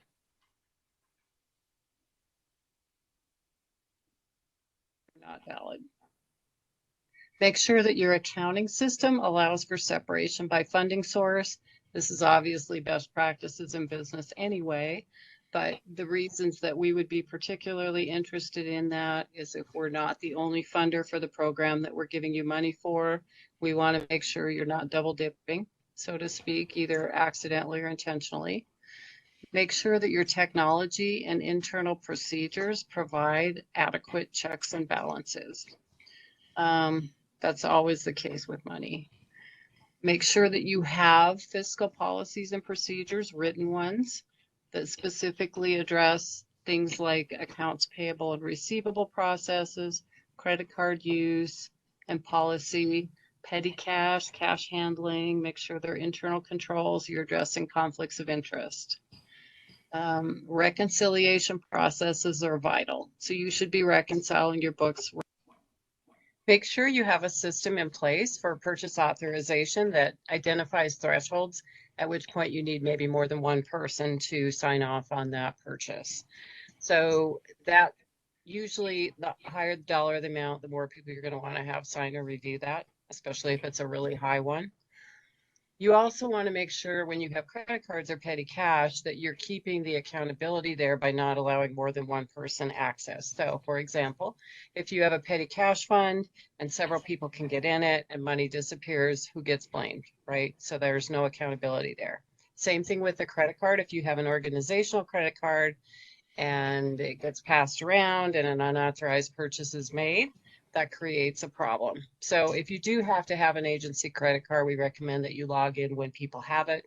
That's one way of doing it, but still it is a vulnerability because, you know, everybody has access to that credit card number, right? And so another scenario that we see is like perhaps the CEO will have a credit card with his or her name on it and gives it to a staff member to go to the store. And then you're creating two vulnerabilities there. One is the person whose name is on the card is responsible for it and could have unauthorized charges. And secondly, the person that you're giving it to use could be accused of fraud because they have a credit card and they're signing for something when the card's not in their name. One of the other things that we notice at times is that payments are not made from original invoices. If you make a payment from a monthly statement, that could cause double payment. So that's something to look out for. Time cards for payroll is something that we look at closely because we often pay for like case manager time, etc. And so we want to make sure that somebody on your end has reviewed that time for accuracy. So make sure that it's documented that somebody has reviewed it, preferably a supervisor. And then also one of the things that I think people forget often is that the governing body, the board of directors or whoever, should also have some financial oversight function. So you want to make sure that someone on your board is looking at your books regularly. That's just a precaution, but also one of the things we look at is program compliance. Are you doing what you agreed to do in your contract with us? And are you meeting your performance goals that have been outlined? We look at the regulations that are included in the contract. Are you following those? Are you meeting the contract commitments that you've made to us? And then two, we look at whether you have written policies and procedures in place related to that specific program and whether those line up with the funding source requirements. Also, are your staff aware of the policies and procedures and are they following them? And then we look as well into whether or not your processes would pass review of HUD or any other funding source that applies. Other things we look at in program compliance are whether you have adequate documentation to verify client eligibility. Clearly, this could have a financial impact if your clients aren't eligible because we wouldn't be able to reimburse you. And if we've already done so, we could request those funds back. You need to look at whether or not the information, the demographic information that you're collecting is accurate and consistent. So in other words, that you've identified those demographics and ask yes, no questions rather than fill in the blank questions. Same thing with the method of collecting data. Is it consistent, reasonable, and justifiable? We always say that it didn't happen if you didn't document it. So make sure that you keep documentation for everything, that you followed your policies and procedures. Or if a new situation came up that you've never dealt with before, identify and document how you came to whatever determination you came to. If you're asking for guidance from us, get it in writing. Throw that in the file as well. Document, document, document. Okay, so we're going to talk a few minutes about effective management practices, which will help keep you in compliance. So policies and procedures need to be current and they need to be available to and understood by management, staff, and the board of directors. Everybody needs to be aware of those and they need to be regularly updated.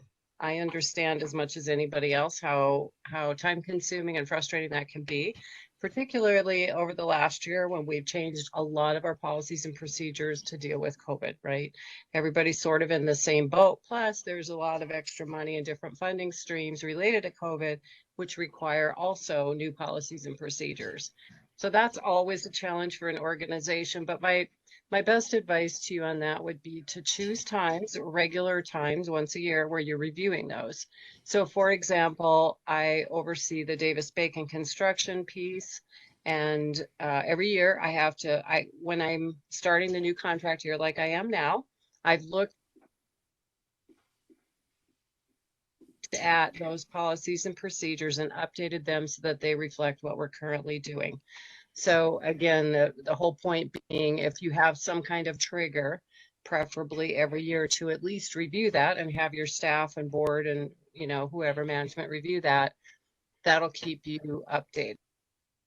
And when you're talking specifically about procurement policies and procedures, make sure that you are addressing, in particular, conflicts of interest and also internal control as it relates to that procurement as purchasing. So if you should have specific policies and procedures about how you go about buying things because it has to do with money. So who gets to approve purchases at what threshold? Do you need more approvals than normal, et cetera, et cetera. The Office of Management and Budget, which is like the financial oversight agency for all things federal with federal dollars, does require that conflicts of interest are specifically addressed in your procurement policies and procedures. So make sure that that's happening. They should be in your overall policies and procedures as well, because you can run into conflicts when it comes to program issues as well. Employee handbooks or similar documents should include what to do with client and employee confidentiality. So OMB, the Office of Management and Budget, again, does talk a little bit about confidential information because, of course, as we all know, there's a lot of problem out there now with identity theft. And because we are requiring this information from people, whether it's employees or clients, we need to accept the responsibility to make sure that we're caring properly for that information, that we aren't leaving people's social securities out sitting on a desk somewhere, that we're not emailing confidential information without encryption or some form of protection, et cetera, et cetera. Other things to be aware of when it comes to compliance is includes like record retention policies. If you look in your contract with us, there should be specific language about how long you have to retain records related to the programs that we're funding. That's based on, HUD regulations or whatever. And it kind of goes without saying, but I will say it, that if you have a 3 or 4 year record retention policy, but there's an outstanding issue that hasn't been resolved either from a monitoring or from payment or whatever, that you would want to keep. You have to keep those records until all issues are resolved, or until the record retention period is up, whichever is later. Your policies and procedures should designate responsibility by title, not by name. So by that, I mean your policies and procedures generally say the who, what, when, where, how, why. So who is responsible for what? You don't want to put a person's name in there, because when that person resigns or retires or whatever, then you have to change your policies and procedures. So that's a big waste of time.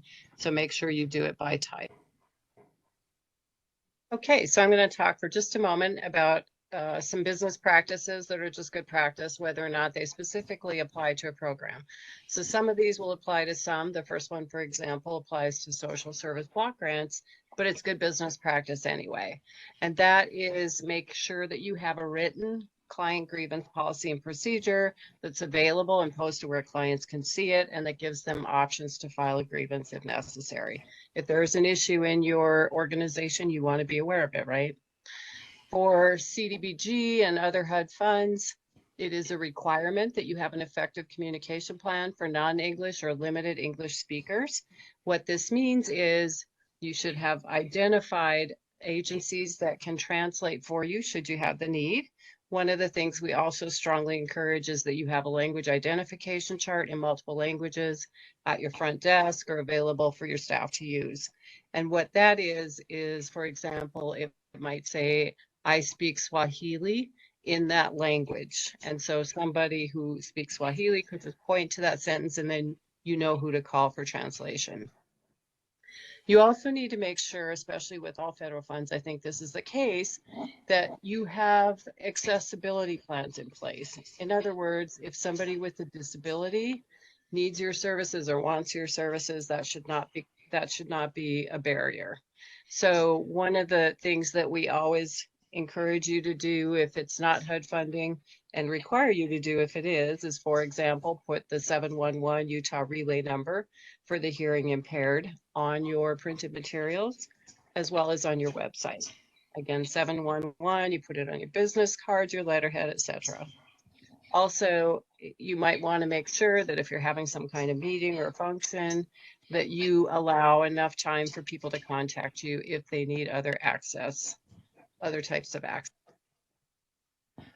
Okay, we are going to stop this now because we're over about 10 minutes, and I want to give you 5 minutes for those of you that need to be here for the fiscal session. That will be for a half hour in between.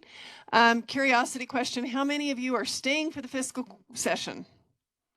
Okay, and how many of you will then also be staying for the hard cost session, because you lucky folks are here with us the whole day? Okay, we tried to give you some snacks in the back. We realized that's not lunch.